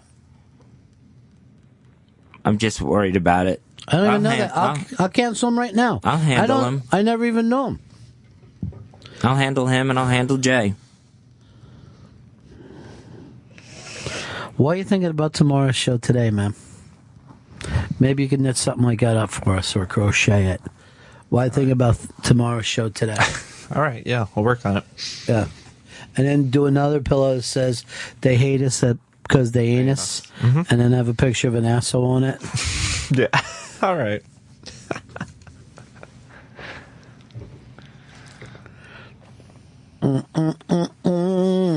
Dave, go ahead. Dave. Yeah, Fez has got to get on the back pages. He's got to look up some male escorts, and he's got to get some of that dick already, man. He deserves it. We That's all true, need Fez. love. Come on. Fuck you out, Ronnie. Thanks, man. Maybe that's all you need, Fez. You know, get laid. You ever No. been on Tinder or Grindr? Nope. Matt in Illinois. Hey, I was wondering, Fez, if he's not going to get laid, if he had ever tried meditation, like transcendental meditation, to deal with his anxiety. And, Did you ever do that, Fez? All that. Yeah. Yeah, I tried it with the Oprah and Deepak program. I remember when you were meditating in between two sentences. And it was on the air. It really made for an interesting break. Wow. What was it? The Deepak and Oprah program, Fizz? Yeah.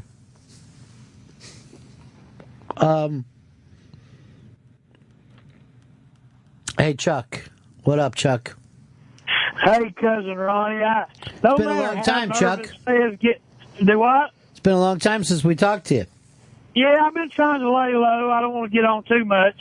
Smart. But no matter how upset Fez gets, how nervous, how locked up, nobody says, fuck you, asshole, like the big cat does. Every time he says, fuck you, asshole, It's very funny. I laugh like hell. Well, it's funny because he says it exactly the same way every time. So you could go back and find them, and it never loses. The cadence stays exactly the same.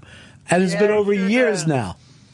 Okay, man, y'all have a good day. I'm pulling for my car heels. All right, man. Good luck to you. I'll tell you, this year was basketball. Well, you know, the funny thing about the basketball, and I don't know why Obama does it, because you only look stupid if you fill out a bracket. There's like over millions of these done, and no one has a perfect bracket. They didn't after 2 fucking games. People make mistakes, which goes to show you when people sit around and do all that sports and trends and all that, it's bullshit because they're using all that math. But since so many games are happening at the same time, you can see that it's all just luck one way or another. Well, it's the worst one to pick because, I mean, a Super Bowl, you're going to pick that right before the game. This one, you're picking the final game a month out, and you can only look bad if that goes out quickly. Yes, that is exactly right. That if your team that you pick to win it all goes out fast, in my case, Villanova, based on they were the closest team to where the place I was born. This is the logic that I'm using. Now I'm picking a team whose coach was born in the next town. That's the connection, even though he's coaching Wisconsin now. Here's Ryan in Boston. Go ahead, Ryan. Hey, Ron. Fez, I suffered from depression my whole life. I was an addict. I used to shoot dope I thought they were going to run out of it. The only thing that made me actually feel better, all the medication in the world didn't work, but I got myself a little dog, and holy shit, having something to care for and take care of, something that depends on me, I don't know. It really helps. And I think you're great, Fez. Even when you're not feeling good, the radio is really compelling. And all these people bashing on you are just terrible people. I agree with that. It is compelling. You ever think of getting a pet, Fez? Somebody to care for, somebody that depends on you, somebody that you can love unconditionally. I tried that and it didn't work out. I had that cat. But you told me that you still had it, even after you had gotten rid of it. Yeah. That was a bad thing, too. Sorry, I got to take this, Fez. Hey, who's this? Hey, how are you? I'm doing great. I'm on the air right now, so Coming up later tonight is on Indy 102. It's Ron Bennington interviews. I'll give you a buzz after, okay? And then afterward, and then this Friday, Bennington will be on Opie Radio at 7 a.m. That's this Friday on Opie Radio, Sirius 206 XM 103. That's this Friday. Exciting. Bob in Nebraska. Hey, Ronnie. Hey, Fez. Hey. Hey, I just wanted to say, Fez, hang in there, buddy, because, it sounds like you're nervous going to see your therapist, but isn't your therapist there to help you? I mean, why would you be nervous if he's there to support you and help you? Because I told this person they weren't helping me a year ago when I quit going to them. Then why go back? Yeah, I mean, gosh, there's a whole phone book full of therapists, aren't there? It doesn't work that easily in New York City. Oh, man, that stinks. Well, hey, there's a bunch of us out here that are rooting for you, bud. Thanks. Here's Brandon in Nashville. Hi, Fez. This is Brandon. I've been listening since 2006, and I've got the same question as I did when I first started listening. Is this a bit? No. All right. Nope, there's your answer. All right, thanks.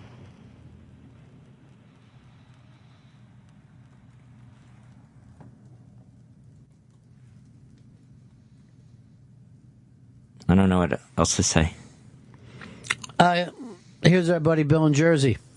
I think it's card holder 2975, my buddy. Hooah! Fezzy, I want you to be really careful tonight. I don't know if you're going to see your therapist or the rapist.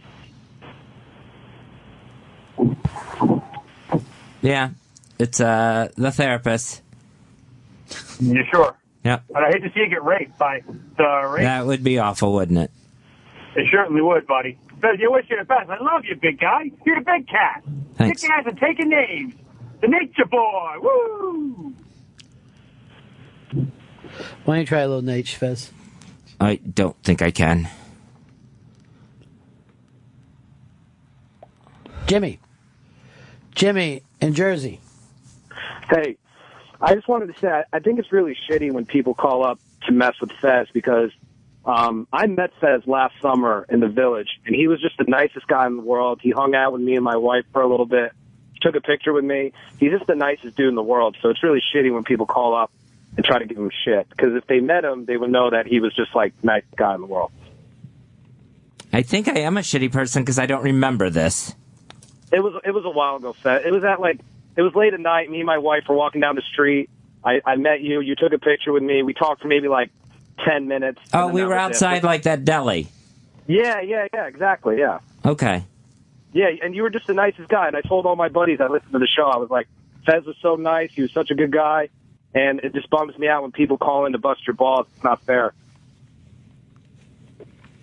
So anyway, thanks for that, Fez. I have that picture at my house. I appreciate it. Thanks, Jimmy. Best to your wife. Thanks. Later, guys. Why don't we take a break now? We'll be right back in a couple minutes. It's Ron and Fez. Ron and Fez on Raw Dog Comedy Hits, Channel 99.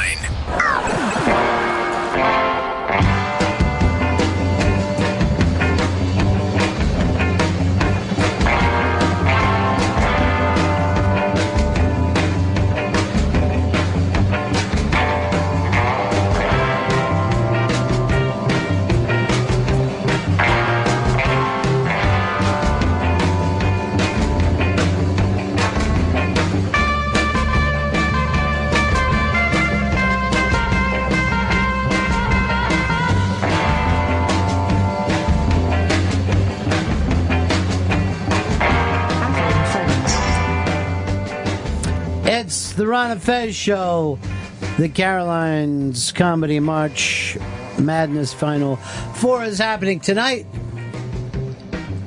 7 p.m. at Caroline's Comedy Club on Broadway. We've already met Joe Larson and Andy DeVito. Doug Smith and Ryan Beck are coming in here in just a little bit, and they got their work cut out for them because those other two guys, I'm telling you, Murderer's Row, Fezzy. Murderer's Row. You going to that tonight? No, I've got an appointment tonight. Oh, you didn't mention that. With who? Therapist. Your therapist? Yeah. No one? No. Not one of your old ones. Yeah, the last one. Hey, Matt, Brooklyn. Hey, Fez, put that out of your mind. Don't worry about what they're saying about the therapist. There's no shame in going back seeing your old therapist. They're professionals. They expect things like this. It happens to people all the time. It happened to me. This is what they do. And all them other callers calling in and bitching about this and that, you are in a good position. You have a job that affords you to have an apartment in Manhattan without taking a roommate. Those are all haters. And today you sound good on the radio, except for the crying every now and then. You sound good on the radio. You're coming back strong. You're like Ronnie's wingman again. Don't worry about all that nonsense. And if you need somebody to knock their heads around a little bit, they got my phone number out in the front room. Call me and let me know. I'll walk down the street with you, walking proud and loud, man. Don't worry about it. Thank you, Matt.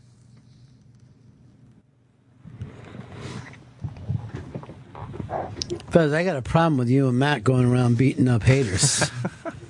You don't Matt will be handling that part. You don't even like to talk to the people who like you, though. I noticed. I don't know what to say. Well, you just have a conversation with them. I don't know. All right. If you could have said to him, hey, Matt, what were you going for? What were the circumstances of you going back? What was that relationship like? You know, was that person mad at first? Did you feel embarrassed, but then you felt better? And you're relating to a guy who was going through the exact same thing that you are.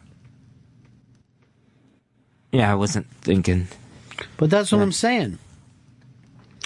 Lisa and the Call Chan, what's up? Hi, Ron. I have a spy report.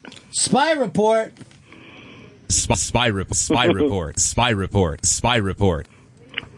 I saw Mikey D in the audience of that metal show, and he won a really expensive guitar. Yeah, I didn't want to say that before, but he had told me that. Who had signed the guitar for him? Oh, who signed it? Angelo something or other? Angelo something or other. Legendary guitarist. I know, I don't know the list name.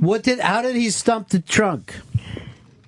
I don't know. My husband called me in and said, Lisa, it's Mikey D. Listen. It was absolutely him. And I have a question for you. When Kiss's album came out in 1978, who had just been elected president but would only serve for one term? Jimmy Carter. Now give me the guitar box. And I love Fez very much. Thank you. This is your chance not to make it short. Like, get into something. Yeah. Hey, you're talking. I don't know what to say.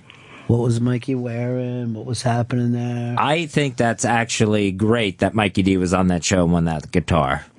Because maybe now he'll become a clinger on to that show and stay away from this one.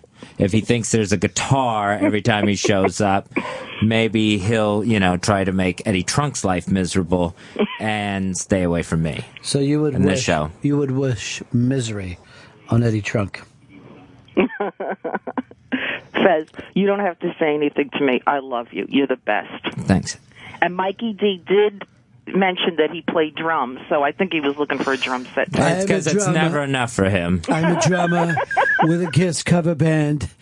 We're very, very popular, probably bigger than Kiss. You guys are the best. I was also on Broadway as a child and wore short shorts in the Godfather movie. Bye-bye. I'm trying to get $13 back from Lene's mother, and I'm taking her to family court till I get it's $13.75, but I'm going to let her keep the 75 cents. You got it, big cat. You're back on the prowl again. Could I tell you one thing you ought to do tonight when you go see your therapist after a year? What's that? Look, is the advice going to be wasted, or are you going to promise to take it? I'll promise to take it. You fucking go in there in a cat suit, just a full cat suit, and you come prancing in. And that every time that she asks you how you're doing, you lick your pulse first before you answer. I'm going to have to head out a little earlier. It might be fucking weird because you feel guilty about your cat. Maybe that's where this is coming from. Yeah, I hadn't thought of the cat suit thing, though. Why wouldn't you? It's so obvious. I'm the best around. Always have advice for my buddy. I'm the best around. Came up with the catsuit idea. Sometimes I feel like you don't want to wear catsuits. Let me just say. Siri, should Fez wear a catsuit? Interesting question. question. Thank you, Siri.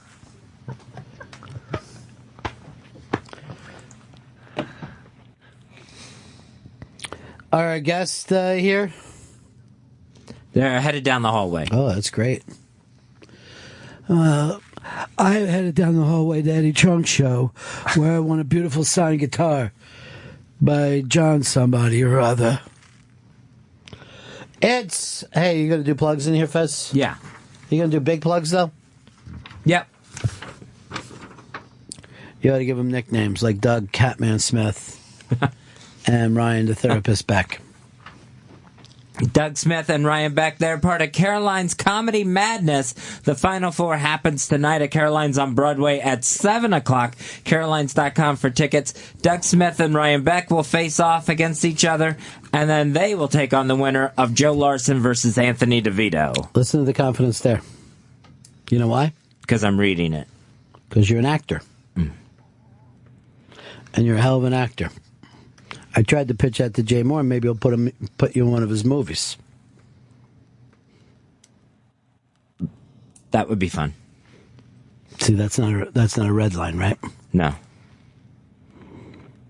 And you tried to give me the brush off. End it, if you will. Let's bring those guys in here. It's Doug Smith and Ryan Beck are here with us. You know what I like about you guys? What's that? You keep the jackets on. Oh, and yeah, it's a good, you know what I mean? It's like, if you got anything in your pockets, you don't want to stall, keep the fucking jackets on. Yeah, I don't trust anyone. I don't know to worry about that. No, in this place, yeah, we're right next to thieves? Yeah, well, keeping everything close. We're right next to M&M station, if you know what I'm saying. Okay. You know what I mean? The candy? Shady, what is it? Shady 50 or something? It's Shady 45. 45. Shady 50 is what you're yelling when the cops show up. That's the old 50 thing. Are you guys excited about this? It's down to the Final Four. Yes, very excited. Who's the guy to beat, though? Who do you think? DeVito. Anthony DeVito, yeah. DeVito's the guy. You met him. We're going to take a whooping. Here's what happened with DeVito. He told me he's got this. He's like, yeah. He said he'll probably write material 15 minutes before. That's great. He'll probably be great, too. Yeah. He's a joke machine. So he's the dude. He's the dude. No one's upset about it either. It's well deserved. He's the hardest working guy I know. I called it last March. He was going to win. So, every March. Every March we think, DeVito's going to win. It's DeVito's year. Yeah. I'm the same way with Villanova. If anyone else wins, we're going to loot the place. Burn it down. But even if I win, I'm going to flip him. I'm going to flip a shit. I like the attitude that it's his time. Yeah. It's his time. Definitely. Yep. Yeah. Yeah, everybody. He's a guy that everybody looks up to. He's a great joke writer. He's a good dude. Yeah.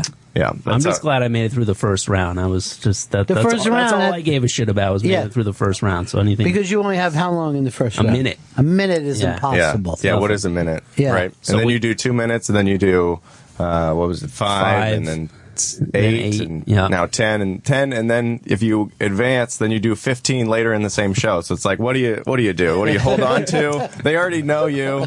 They've already just made up their mind, and then you're back and like, did I tell you this thing I said earlier or what? Yeah. It's a mess. But it's great. It's great. You guys are 10 minutes against each other. Yeah. Right. And then it's vicious competition here. And then 15 minutes against DeVito. Yep. Yeah. I love how the other guy isn't even mentioned. Joe's a good comic. Shout out to Joe Larson. He's going to put up you know a what fight. Joe Larson says? His wife's a doctor.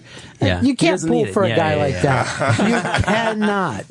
Because he said to me, he goes, I'm not going to leave the house just to go do a set. My wife's a doctor. Yeah. And I'm like, that's the exact opposite of a hungry young comic. Yeah, we have nobody, so we're ready to go. We're here. Here's the thing. I don't even, no matter what happens, I still think you're going to end up with nobody. Yeah. No matter how well, you've got your own series, you're doing movies in the off time, still. The personal life will suck. I hear this phrase all the time. Maybe you do too, but there's a lot of comics, just people in general, they go, oh, I'm afraid I'm going to die alone. But aren't we all, right? You're going to take somebody with you? I don't get it. Or leave someone heartbroken. Yeah. I think there's no good dying way to go. alone sounds better than dying with a crowd of screaming people on a plane. On the bus you're driving. You're just like I wish I just had a couple of moments to work this out myself. It sounds like a relief. I don't want it to, that should be a personal thing, I think, right? Even when you bring that up, it makes me think, wait, everyone in this room is going to die. Yeah. I don't think that when I'm watching a movie and people are shooting each other. No. You know what I mean? I watch a movie and a planet blows up, but only when someone brings up dying alone do I think, oh, yeah. Yeah. Everyone's going to die. But it's so strange because I know so many comedians, especially that are just transfixed on the idea, like so morbid, and then they try to make a joke about it, and then, the 100 people in the audience go, no, that's no, we just had dinner. We don't want that. Yeah.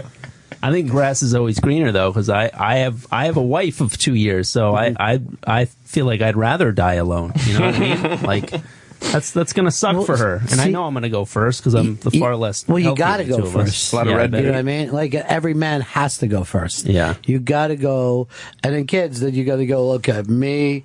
I die first, then you, and then the kids. Right. Yeah, you don't want there to be anything else. Sure. So every time I've ever been to a funeral, and the wife dies, the fucking dude will grab you by the shirt and start to yell like, "This wasn't supposed to happen this way."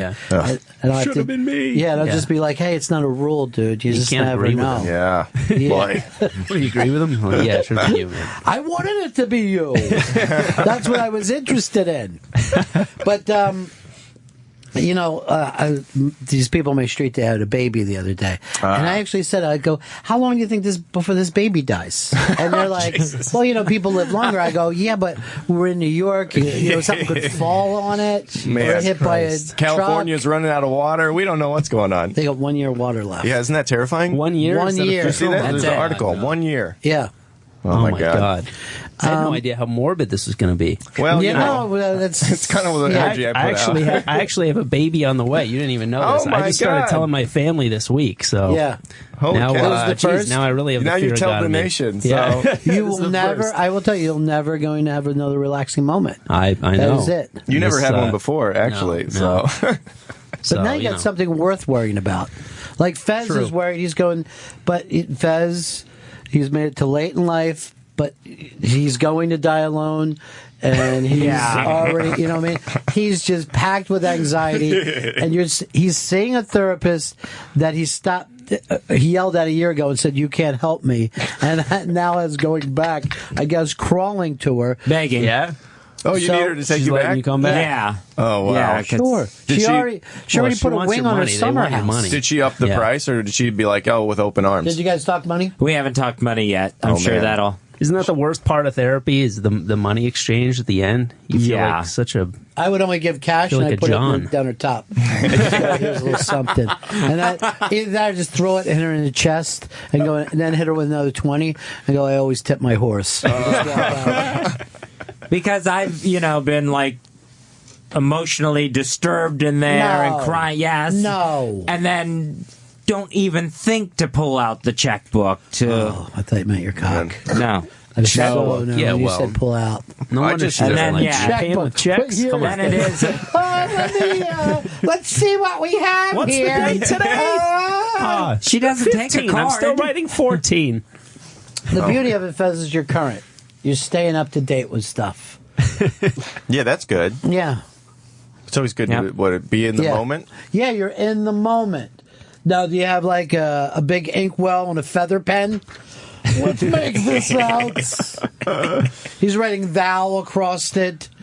At least your therapist doesn't fall asleep on you. I had a therapist that I would look over and he would just be nodding off all the time. Oh, man. I'm fighting to stay awake right now, dude. I gotta tell you the truth. You were halfway through that story.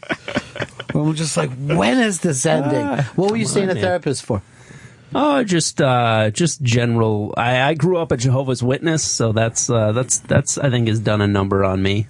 Really? And my mom died when I was 17. There's been some shit. Do you celebrate birthdays now? I do, but I don't enjoy them. I don't enjoy. It feels bad. So I don't enjoy any holidays. I felt like I was missing out a lot growing up, and now that I'm able to celebrate holidays, like, this is Christmas blows, just a bunch of horse shit. Yeah, it is. It's not great. But do you miss going to people's houses early in the morning and just knocking on strangers' doors? Fun way to spend a Saturday, getting Did you ever screamed have at to by do a that? lady in a bathrobe. Oh, Did yeah. you ever, you had By to the do time that? I was 6 years old, yeah. Wow. Yeah. Do you have to dress a certain way, or is that just Mormons? No, you gotta dress up a little bit. Wow. Wear a shirt and tie. You ever bring coffee for anyone? No, you know what I mean? No, that would have been a good move. Yeah, I think if you had coffee and muffins, everybody gonna like, slam the door on hey, you, yeah. So what were you saying about eternity? You just sit there eating. How many slots in heaven? You just keep praying. People will go do anything for free food and Fuck yeah. free T-shirts, things Yeah. like just shit they don't need Yeah. anyway. Well, see, the Christians, the Catholics always been on that. Before they give a bum a bologna sandwich, he's got to, say the Our Father. And they'll say anything. They're like, I'm fucking starving, yes. Yeah, yeah. Africans will fall on their knees for medicine and food. Sure. Yeah. But you guys come around, which, by the way, I love the Reservoir Dogs look. That is fucking cool. You know what I mean? It's just very plain, very simple, but badass. All right. Thank If there you. was like 6 Jehovah Witnesses sitting there, you should, and they come out, you should just be playing Stuck in the Middle. Just standing, looking at the door. Holding someone's ear. Then they definitely wouldn't open the door. What made you dump out of your faith, though? Well, my mom was the one who spearheaded the whole thing. Yeah. My siblings and my dad and I all went along with it. And then after she died, my dad and I kept it up for like another 3 years. And then I was just like, I was the one that pulled the plug on. I was like, Dad, we don't have to do this anymore. And he's like, oh, thank God you said something. You know? I was doing it for you, dude. Yeah. Oh, man. So it was good riddance. Yeah. 20 years in the trenches. Well, that'll Pretty get you, horrible. That'll get you to like a therapy thing. Yeah, You know? yeah. What did they doesn't tell you go to wrong. break you of it, though? Did they tell you to stop feeling guilty about it, or? About in therapy? Yeah, I mean, was that what you were fucked up from? Like, I feel guilty about leaving my faith, or? No, more just like feeling very behind. You know what I mean? Like I felt like I was kind of kept in a bubble for 20 years. Then you're released into the like world, that, and it's kind of it's pretty overwhelming. You Like know? that fear of missing out kind of thing? Absolutely. Yeah, I get that. Definitely. So, you feel like you got a lot of catching up to do in terms of just, social interaction. I wasn't allowed to date, that they frown upon, no premarital sex, no drinking, no drugs. Well, you're so I just little- totally went off the rails when I left. I mean, you're a little behind the times. That's okay. Yeah. That's why I'm not even bringing up the Soul Patch. I'm like, fuck it, man. You know what? He's doing it now. That's fucking cool. He's with it. For those of you listening, I also have a Jerry curl and polyester bell bottoms Why on. not? Why not? Now, the Amish do a thing with their kids. Rumspringa, right? Rumspringa. Yeah, it's when great. they're 18, they said, go out and fucking do everything. Yeah. And when you're ready, come back. But if you don't, if you don't do it, you're out. Right, You'll never right. see your family again and all. Yeah. So it's that time you get to go out and have sex and, and I grew up not far from Amish people and they would just start smoking dust. They would go from nothing Jesus. to angel dust. Holy cow. And they're just like, fuck!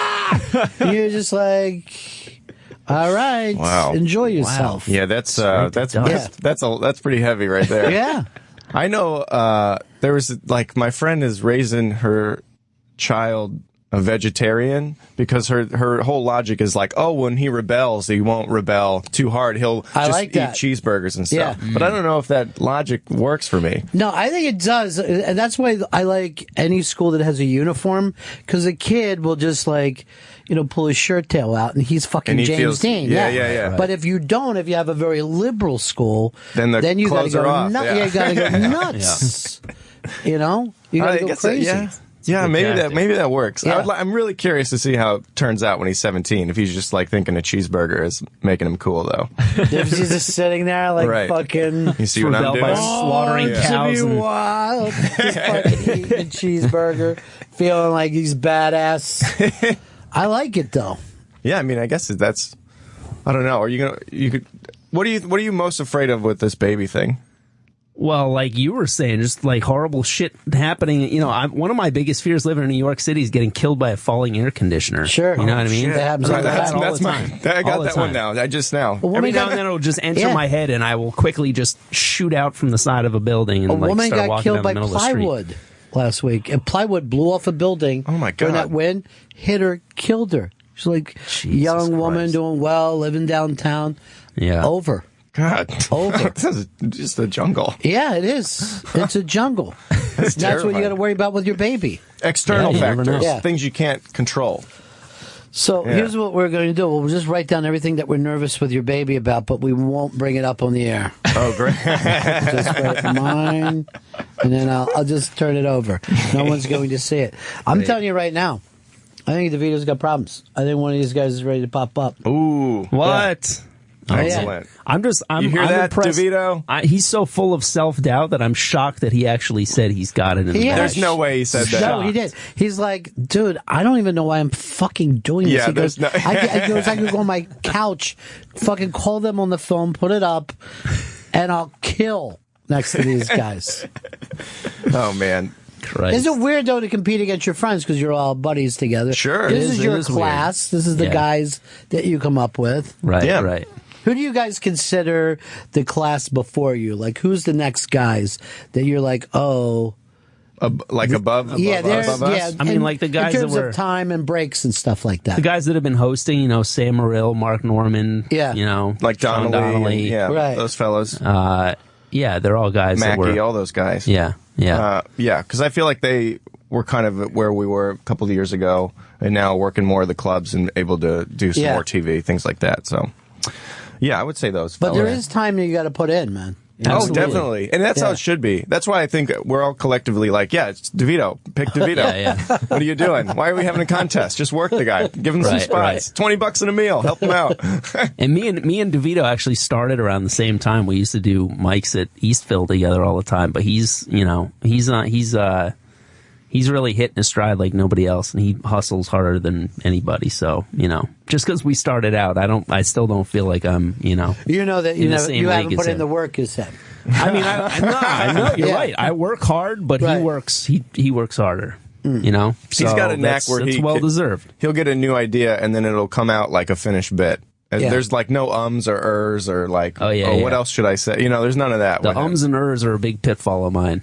Maybe Yeah. I'll just do that for 15 minutes. Yeah, we'll just babble. I don't know. From what Embrace I my understand- weakness. From what I hear, Dead Air is getting more and more popular all the time. That you just sit there, and the people will actually lean in. Yeah. They'll lean towards you. Sure. Bob Newhart had told me that he wrote in all the uncomfortable pauses into his Oh, thing. yeah. So I did this interview with him in front of like 350 people, and during the interview he would do that, and I would feel that kind of rubber band pulling from the audience, and then he would drop the fucking hammer. Right. And it would be really cool. And then later he's like, "Thanks for not stepping on me," I'm not going to say who he says steps on him all the time. It was Jay Leno. But it was like, fucking Leno would like throw a joke in. Yeah. Because he He's couldn't like, handle the silence. I do, well, or it couldn't, he just felt like, hey, here's a Yeah, place for yeah. me to, that's great. Yeah. But he needed those things. Right. There's definitely that theory, and I think we encounter this with these like loud bar shows where Right. people may or may not know that a comedy show is going to happen. It's like if you try to compete with the noise that they're making and get louder or do whatever, then you're just going to be drowned out, and they'll talk even louder. But if you take it down a peg, and Doug and I are both kind of like relatively subdued fellas on stage. Yeah, we're not so. screaming and flipping chairs over. Yeah, but that's a great way to draw people into you. So you just bring it down a little more. Just a little bit. Yeah. And Yeah. musicians do that too when they play in restaurants and whatever else. Like Yeah. if you try to compete with their conversation, what they're doing, then they're not even gonna. It's like a wavelength thing. Right. I don't know if you guys know Joe Pera. He's a guy. Man. He's a comic that is in the same circle as us. He has like one of the most low key, monotone, quiet deliveries. He spends the first 30 seconds on stage just adjusting the mic in silence, and the place just shuts the fuck up. Yeah, you know what I mean? they tune Like, he in. They want to see commands what it is. their attention. Right. I think that's something. Just when people want to see what is going on. Yeah. You know. Yeah. Totally. Fez, I think you got that. That's your thing. It just doesn't transfer on the radio. Doug Smith and Ryan He was doing it. Say, So you should have stayed with it. It was beautiful. But go ahead and do the plug thing. But do it big for these guys because I really want to see DeVito get upset. I do. I want to see it turn around. Just talk to him. He's always upset. DeVito, if and when he wins tonight, he has to live with the fact that he's taking food out of my unborn child's mouth. Oh God, the nourishment. Just got to throw that in. Yeah, there, they need nourishment at this point. Ryan Beck and soon-to-be father Doug Smith are part of the Final Four tonight at Caroline's Comedy Madness, happening at 7 p.m. Caroline's on Broadway. Carolines.com for tickets. Doug Smith versus Ryan Beck tonight, and then the winner goes to the championship round against the winner of Joe Larson versus Anthony DeVito. Sorry, Fez, I'm getting text now from big VPs.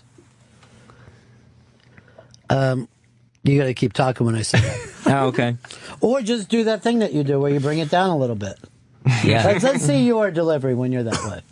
Well, I'll play it for you. Can I play him the blueberry thing? Oh, yeah, sure. This is a break. Here's what happened. I was eating a sandwich on the air. Didn't want to finish it. And I got up and took half the sandwich to give to my producer in the other room. It's going to be the blueberry thing on YouTube. Oh, you just got it on YouTube, or you want to do the video? So, and Fez, I didn't know that this happened, but he had a little, what would you consider it, Fez? Meltdown, panic attack. Yeah, sure. Yeah, I would say panic attack. Because, did you think that I didn't like what you were saying? I didn't know where you went. I didn't know when you were coming back, and I just really fell apart. So this was when you left for a split second to give someone a sandwich? So I didn't know, I took it over to give Chris half my sandwich because I'm all like, well, I'll just say this. He always wants half my sandwiches. Sure. I'm not going to feed him. It's a big thing for him. So are we going to play it from in there? But at one point you could actually hear, so I didn't know any of this happened until later listeners told us about it. Became somewhat famous. Grab some headphones there. Why can't we play it in the room? They won't hear it with the mics on. Okay. With the mics could have went off. All right. Now, the blueberry is one that can't work on its own. It has to have something with it, like the kiwi. It's not a standalone fruit.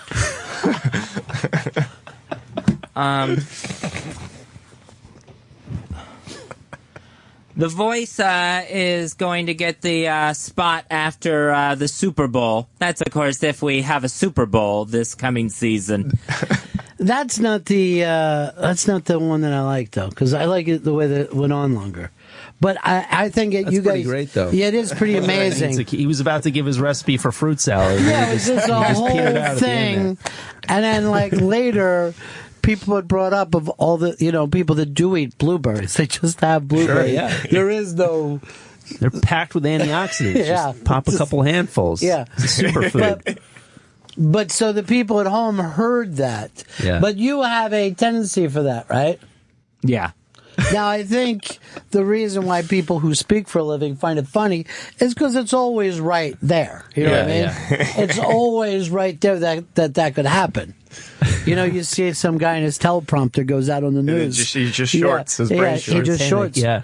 And there's nothing, to me, like seeing somebody on network TV having a bad set. Like they'll come out on a show and you watch it and you're just like, this is way more interesting than if they had a good set. Oh, yeah, sure. Yeah. It's good for viewership. Yeah. Ideally, that doesn't happen to either of us tonight, Way to put it in his head, man. No, that was great. Sick That's bastard. that thing, See? yeah. Oh, man. You already brought up about his kid and now that. Looks like a nice boy next door, but he's a twisted son of a bitch. They're the best. They're the one that always ends up killing somebody. Oh, great. What part of the country are you from? I'm from Missouri. Oh, jeez. Yeah. Right in the middle. See what I mean? Right in the middle. Right in the fucking right in middle. the middle. How old were you before you saw an ocean? Oh, good question. Yeah. Oh, man. That's probably like 8 or 9. I think we went to Disney World, or what's the one in Florida? Disney World. But that's not an ocean there. There's not an ocean over there? Slap dab in the middle, right? Okay, then 16 probably. 16? He thought what Shamu was swimming in was the ocean. Yeah, there's a lot of big water. If you can't see the other side, what is it? There's no way to tell. Well, were you just staring? Could you believe seeing that much water after growing up landlocked? Yeah, I mean, I'd seen like movies and stuff. I wasn't totally blown away by it. Right. But I've seen fucking E.T., but I'd still freak out if I saw an alien walk in here. You're like, what is it? There's definitely something strange about the beach, I think, that I was like, man, this is weird. And then you start to think, for me, I would just start to think about the explorers, the guys on the wooden ships, just like, let me go out there. Like, man, that's yeah, that was ridiculous, right? Yeah, what are they doing? Yeah, I mean, go for it, but holy cow, just leaving. Yes, they put. And there's no women. You don't. How do they eat? They fish. They fish and die of scurvy, right? Yeah, they had salted meat. Not enough blueberries. They had salted meat. Salted meat. But it's not really a standalone fruit, Fez. It really needs another. What, fruit? Was that what you were going for? It needs some sort of combo. Yeah, I'm not a fan of the blueberries at all. Really? Oh, no. Man. The only time I hear people eat them is in a muffin, so, how great of a fruit can that be? See, it's working for you, Fez. Yeah. He's never heard of blueberries in yogurt. Or people just eating blueberries. Yeah, no. Do you eat just blueberries? Yeah. Yeah. Handfuls? Me too. Really? Yeah. Wow. I'm trying to get pretty health conscious in my old age. I'll do a thing now where I just like open up the lettuce crisper and just shovel fistfuls of arugula in my mouth. No dressing, nothing mixed in. Just raw dog arugula. I want to see this baby graduate from high school. I need to do that. I eat like I'm divorced. It's just frozen foods. Like it's either over or in front of something. Like just over the sink, in front of the TV. Running water, just eat over the sink. Yeah. I think that they could actually be sued for calling that food. I don't know what it is. Frozen foods? Yeah. That you microwave it and then it becomes food suddenly. Mm-hmm. Yeah. No. I do have a microwave. There's a lot of people that don't even own microwaves, which is preposterous to me. I We didn't have one, for- right? I didn't But you for don't years. cook in it, right? No, I mean, I don't I'll cook in eat it. Yeah, sure, something, sure. but to sit and go, my dinner's going in the microwave? No, I couldn't. That's a second round. Microwaves for the second round of the food. You heat it back up. That's not a right off the bat kind of thing. Right. Oh, man. I didn't have a microwave for like the last 4 years. I got one a couple months ago. Really? Yeah. Yeah, but that wasn't because of principles, because you probably couldn't afford one. I couldn't afford right? one, and where do you put one in the What did you have, apartment? a toaster oven instead? Just a very slow No, microwave? you know what it was? I just ate everything right away. There was no reheating option, There was no leftovers. No, there were You no weighed leftovers. 200 pounds more. Well, the amount of people who don't use their stoves in New York City is like crazy. Yeah. People really do use them as storage units, Jim Norton keeps his Sex T-shirt. in the City where Carrie kept her shoes in there, but people Yeah. really do that. Jim Norton keeps his T-shirts in his oven. Oh, man. That's and then awesome. he keeps body parts in there. So you in know the what freezer. I mean? People put their jeans in the freezer, so why not? Why would someone put their jeans in the freezer? You haven't heard of this? No.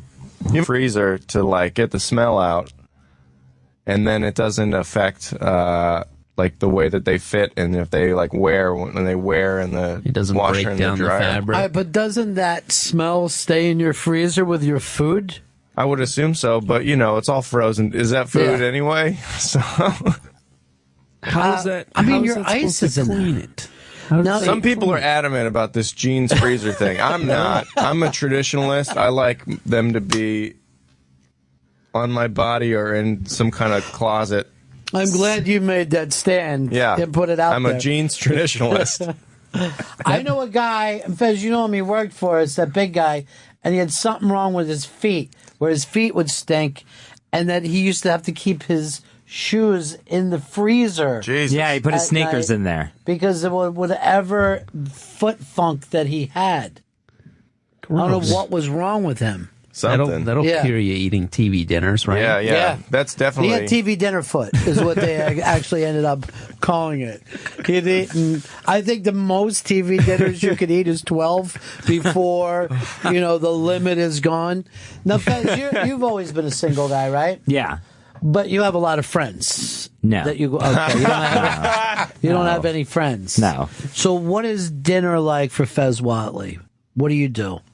I usually will stop and get something, and then eat it when I get home. But like no takeout. Usually out of the container. Fez is always going to give you a truthful answer. A lot of people would run think A lot of of people bizarre. say they had friends. Yeah, Right? yeah. He could have easily just said, "Yeah, I got friends. I got buddies. We all go out to dinner together. It's great down in the West Village. We're down there gaying it up."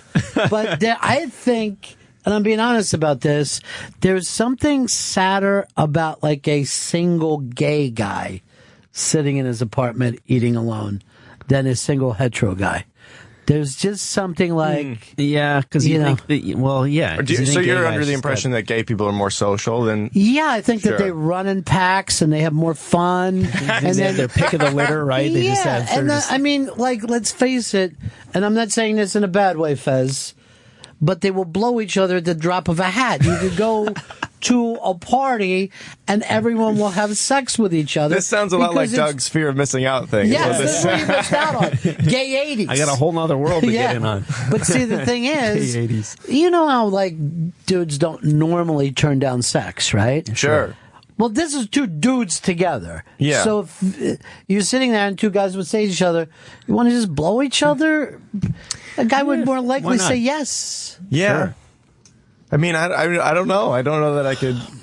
I guess you're right. I don't... I need you to take a stand here. This isn't fucking Frozen. Here's the thing, though. All right? I got to be honest. Yeah. This is where I land on most issues, is I have no idea if I have an opinion about it until I hear someone else's opinion. I go, yeah, I guess. I don't know. Maybe. That sounds fine to me. Fez, am I wrong with that, though?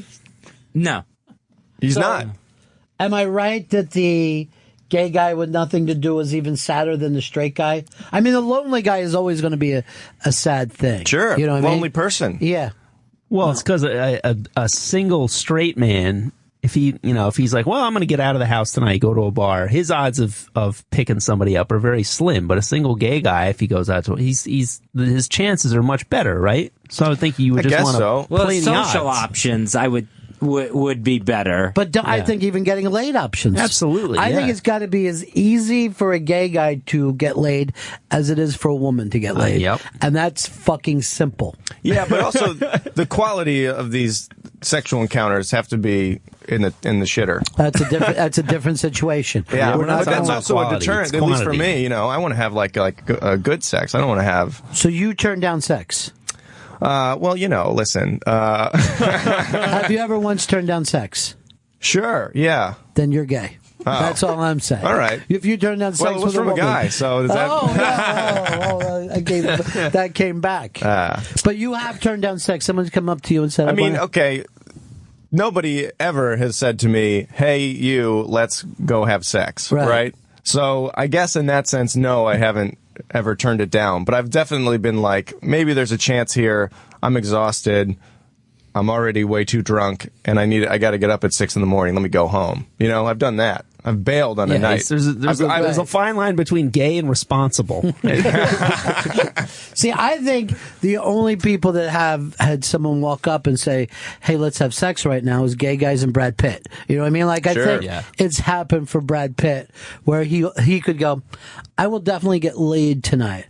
A guy always thinks, I got a pretty good shot at getting laid tonight. I'm going out in this strange place. But for gay guys, I think it's close to 100%. Yeah, I would think so. I would think so. But you don't know. I don't know so. 100% return on your investment of $14 at the bar or whatever drinks you're buying. I mean, I've gone out to gay bars where it seems like, yes, everybody's here looks like they're going home with someone tonight. Give them the kicker to the story, Fez. Oh, that one? Not only gay, but... I'm sorry. You're not only gay... Oh, but a virgin. He's never never had sex. Why would that get a sad thing? Well, I mean, you're out at this bar. Well, get out there. I'm kidding. Right? I'm just kidding. I wanted to make an awkward moment. Oh, no. No, it's fine. No awkward moments here.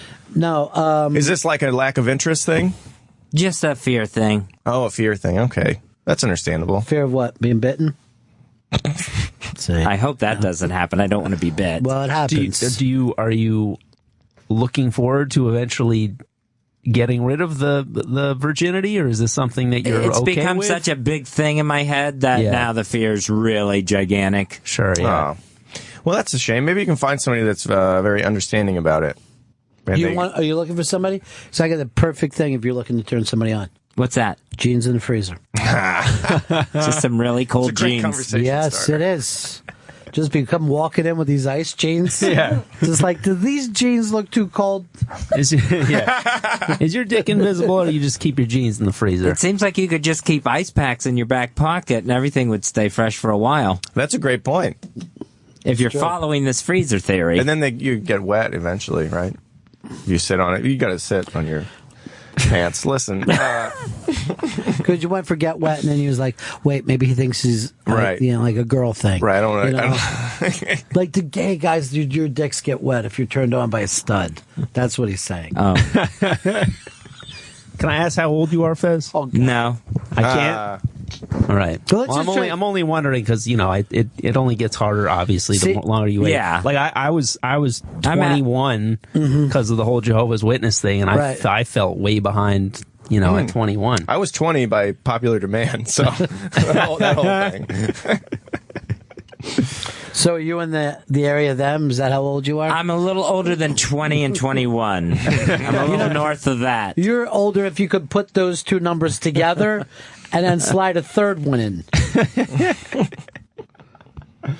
But you gotta you can't place so much importance on it. No, the girl I lost my virginity to looked like Wayne Arnold from the Wonder Years. Yeah. So just had to get it out of the way. And that happens for most people. Yeah, it's not a Jason Hervey lookalike. I was with a big girl wearing a lot of powder that actually dried my whole mouth out. You know what I mean? Just being there, I was like, oh, I wish I could get a drink. And not only that, here's the thing: my grandfather was dying in the other room, and I still went for it. That actually, that's very bold. That's brave, there. He would have wanted I think you that's to, an right? admirable story. You're the hero of that one. The following day, this happened at my grandparents' thing. My grandmother said to me at breakfast table, "Any port in the storm, huh?" Wow! And then we all laughed. Oh, look, he's looking up pictures of Wayne Arnold. Yeah, there it is. Nice Wayne Arnold thing. That's her. Yeah, first of all, I don't think Wayne Arnold was a bad-looking girl. So I think you were onto something. Yeah, that's a lot of hair. Looks a little special. But yeah, it was, and I also, it was 21, brought her back to my place. I was living in Washington, D.C. at the time, had my own apartment. And I didn't have any condoms. I was not prepared for this. So, brought her back to my place. I was like, hold on one sec. I got in my car, drove to CVS, bought condoms.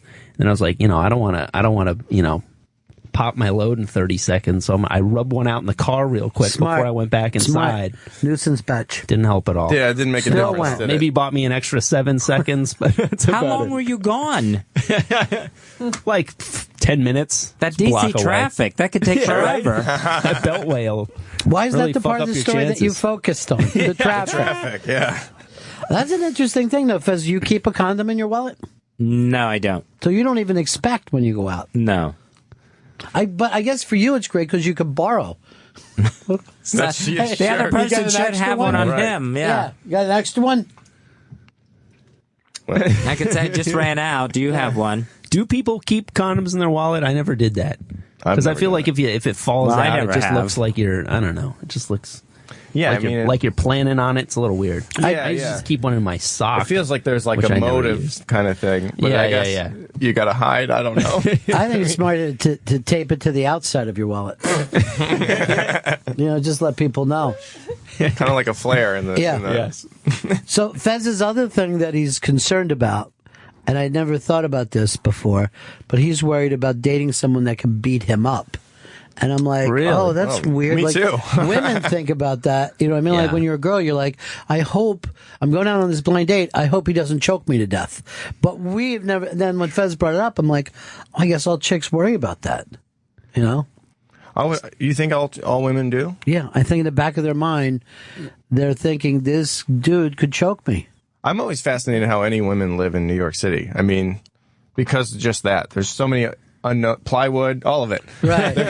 There's so many things that just could ruin, just change your entire life. I don't know. Yeah. I'm if it's dark enough out, I'm worried. Walking alone on the street. I'm like, oh man, Yeah, I put my keys around my finger, and I no. Yeah. That's good. You gotta That's have good. Then you have like a weapon. little sword. Yeah. He's like, hey, I'll fucking start you up, bitch, right here in the street. Yeah, but improvised weapons are fun, though, right? Yeah. Like thinking about what you have on your person that you could use, you know? Sure. One time I was walking through Bushwick and I was finishing a slice of pizza, and it was like, I could feel it was a dangerous neighborhood. I just folded the pizza plate like 3 times, and I had like a lethal shiv, like a paper shiv made out of a pizza plate. I was so proud of myself. I was like, come on, bring it on. It's creative. Yeah, right? Creative defense. Yeah, well, just don't bring, paper when someone else has plastic. That's the thing you want to get into. Plastic paper to a plastic fight, yeah. Caroline's Comedy Madness Final Four. That is tonight at Caroline's on Broadway. The show starts at 7 p.m. with Doug Smith versus Ryan Beck. The guys are here today, and they will be taking on the winner of Joe Larson versus Anthony DeVito. That happens tonight at Caroline's. You could actually cut the tension with a knife right now. 64 people walked into this, and the odds of being there 4 white dudes at the end. It's just, we're taking it back. Yeah. Yeah, what a relief that we got that. Yeah, because if there was any one minority, you're like, I know who's winning. I know who's got this. This year, it's a girl. That's why we're all going with DeVito. He's got the most ethnic sounding name. He does. He's the most Arab of the bunch. Yeah. Sure. So, yeah. Why do you just keep putting up pictures of Jeff Garland while we're sitting here? I guess he's coming to Caroline's. Is that it? That's actually who I lost my virginity to. Jeff Garland? The Jeff Garland photo. Oh, God damn it! I remember distinctly when it was going on, having the thought, like the conscious thought, oh, this is it? So, you got nothing to worry about. You're like Peggy It's Lee. very underwhelming. Yeah. I was like, oh, this is pretty cool. But then, like, an hour later, I was like, that's the only thing I ever want to do. So, but I, like I said, I was very young when it happened, and with that, as what my grandmother said about me. But I found it to feel unpleasant the first time, and it wasn't until after the summer when I went back and found my girlfriend that I'm like, oh, this is better in this case. But the first time for me, I'm like, oh. The first time with anybody is definitely weird. That's why, the going out to a bar and just finding whoever is not always going to be your best bet. No, because you haven't perfected it yet. You haven't got your rhythm Or you just down. don't give it's like a transaction. You don't care about them at all. Yeah. Right. Yeah, that's no good. That's not for me, at least. I don't know. Some people are really into it. How old were you? I was... I'm trying to figure out whether I was 14 or 15. Holy cow. But it was in that kind of things. And she was... she was a Catholic girl, so she was pretty fucking crazy during the summer. But she was also older. So this was like definitely... Like I thought I'd be making out, and she fucking grabbed my cock. And I'm like, I guess this is it. Sure. It's right here on the front porch. How Here much we older go. are we talking? Like 40s? No, she was a couple years older. Oh, okay. But she was, rebellious teen. Well, she was a street girl. She was from a neighborhood where this type of thing took place all the time. This type of thing. But it's like, this is always funny. Fucking children happens all the time. And if you watch a movie, they're always teenagers, right? Yeah, but they're really 25. Exactly. But if you ever saw that movie Kids, you're like, this is awful. No one wants to see actual kids in a teen sex comedy. Right. I haven't seen that movie. Yeah, Probably the most upsetting movie I've ever seen. Right. You watch that, you just want to slam your dick in a drawer and never touch What's it anyone about? It's again. about kids having sex? It's about a bunch of teenagers transporting AIDS to each other unknowingly. It was New York before they cleaned it up, basically, is what it was. But if you watch a teen sex comedy, you're like, well, this girl's hot. Yeah, because she's 25. Sure. She's not fucking really 16 or 17. Yeah. And then it just looks like little bunnies just slamming against each other. It's like watching the hamsters, like shaped hamsters fucking. They don't know what they're doing. So that's what we're saying, Fez. You got nothing to worry about at all. Yeah, you'll be fine. Yeah. It'll be... I don't know. There's a hamster thing, I think. Yeah, there's definitely be like somewhat of a hamster thing. Especially since you're gay. You guys put them in your ass, right? Or something? No, I'd never heard that before. Well, wasn't that the rumor swirling around Richard Gere for a while? Richard Gere and gerbils, right? Do you know he's here? He's today? here? He's in this building. Is he really? Yeah, Maybe he'll talk about it in person. It's 20 years that... Look, I took a picture of this today. Of right? what? What are we looking at? Just take a look. And that is Fez's doppelganger. I just saw a guy down the street who looks just like Fez. It's so bad I had to give him a creep shot. I had to say, look, I'm going to take this picture. How long have you had your mustache? 3 weeks? Yeah. See, I'm teaching you how to fucking give a false answer. How long have you had it, Fez? Exactly. 2.5 years. That's Two it? and a half years, yeah. Oh, wow. It feels It's like a good look. It feels like it looks like you've had it forever. Yeah, not knowing you, it feels like it's part of your being. He can also, is one of those guys who can just do giant beards. Really? Yeah? Oh, yeah. You could probably find some of them online where Fez can get that big Russian poet beard. It goes out, not down. Yeah. Yeah, I can't get a ZZ Top beard. I'm sorry to hear that, Fez. Or a Duck Dynasty one. Yeah. You can't do anything. I I can't can't really do a get beard it. at all. That's why I do this. Is that why? Yeah, I can't rock a full beard. That's Very, you know, very sparse. DeVito can grow one anytime he wants. He's got one. yeah. Yeah. He gets one when he Snap wakes his up. fingers. That's not even one of Fez's larger beards. No, there's a lot bigger than that. Holy cow. Are there? No, that's just a. There's a no beard particularly- in that picture. It's just particularly gay looking. I can't grow any kind of facial hair, really. It just gets kind of dirty looking, and then I got to get rid of it. That's where I'm at. All right, go to Battle of the Beards with Fez, with him and Eastside Dave. Each tried to have the biggest beard. How long did you guys do that, Fez? I think that was just like a 6-month beard. The And it got gigantic. Always goes back to factual, not going for the silly angle. Battle of the yeah, Beard. Battle of the Beards. Guys, get a large picture. You know how to click on Was it, this make a it real larger. competition? Was there a monetary Like you see, prize? like week 11 there, one of those. Holy cow. No, just people being weird. Oh wow. Yeah, that's Yeah, it That's does a grow monster out. beard. It looks like you just have a bunch of tumors underneath. It's that kind of thing. like the like a Jolly Santa Yeah. kind of thing, like where it's got bounce. You know? probably could play Santa like one of those guys who just gets to go in without putting anything fake on. Yeah, it's weird to have more cheek hair than chin hair. Yeah. For who? Yeah, it's kind of like a Civil War kind Anyone. of thing. For who? Yeah, see, I don't think life should be, I don't think that we should judge people where they grow more on their chin or their cheek. But that's me. I think that everybody should be equal. really tackling the bigger issues here. Yeah. Hey, you know what? I It's mean, we Talk let off- Radio, 866 Ron Zero Fez.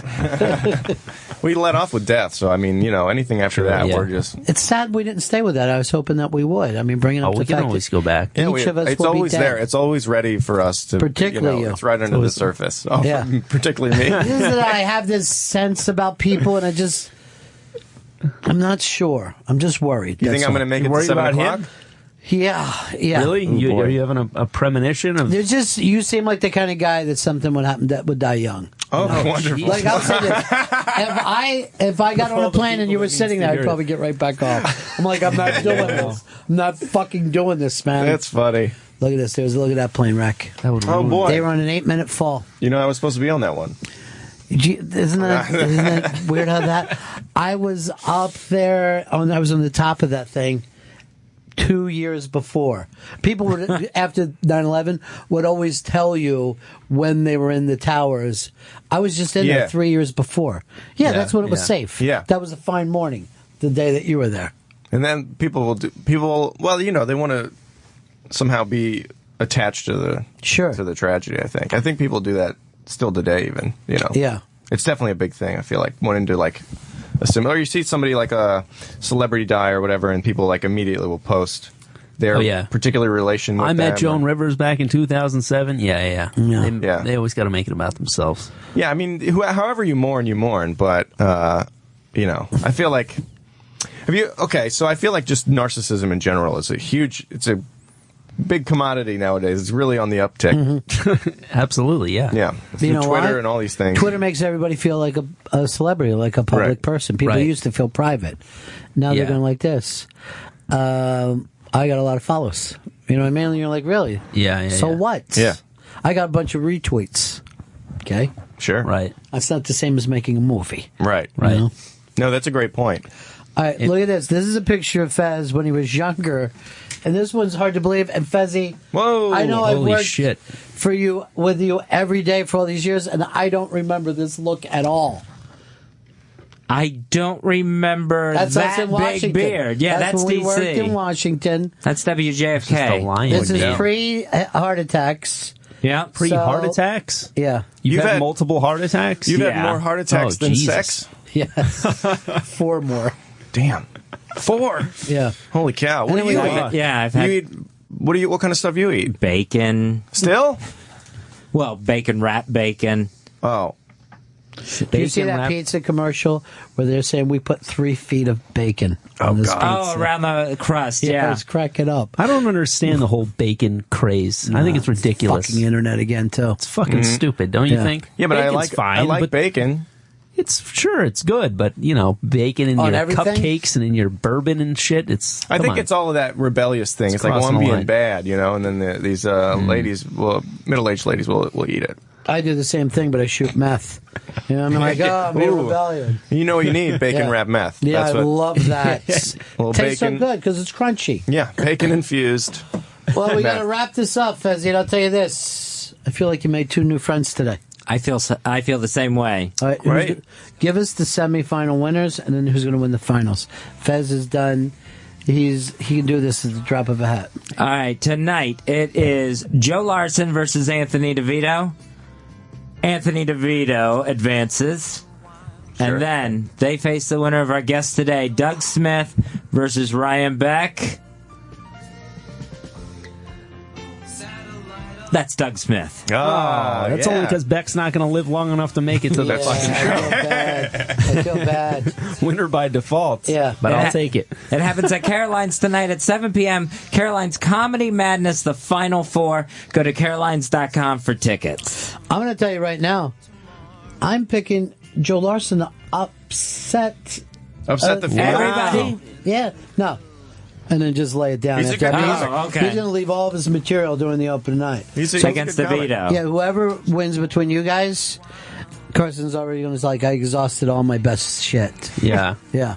The real winner is the people, though. You know what I mean? That is true, isn't it? Did Larson The even audience. put up a fight when DeVito was like, I got this in the bag, or was he in agreement? There's no way DeVito actually said Started it. crying a little bit, like a little bit. His voice cracked. And he said, I have kids.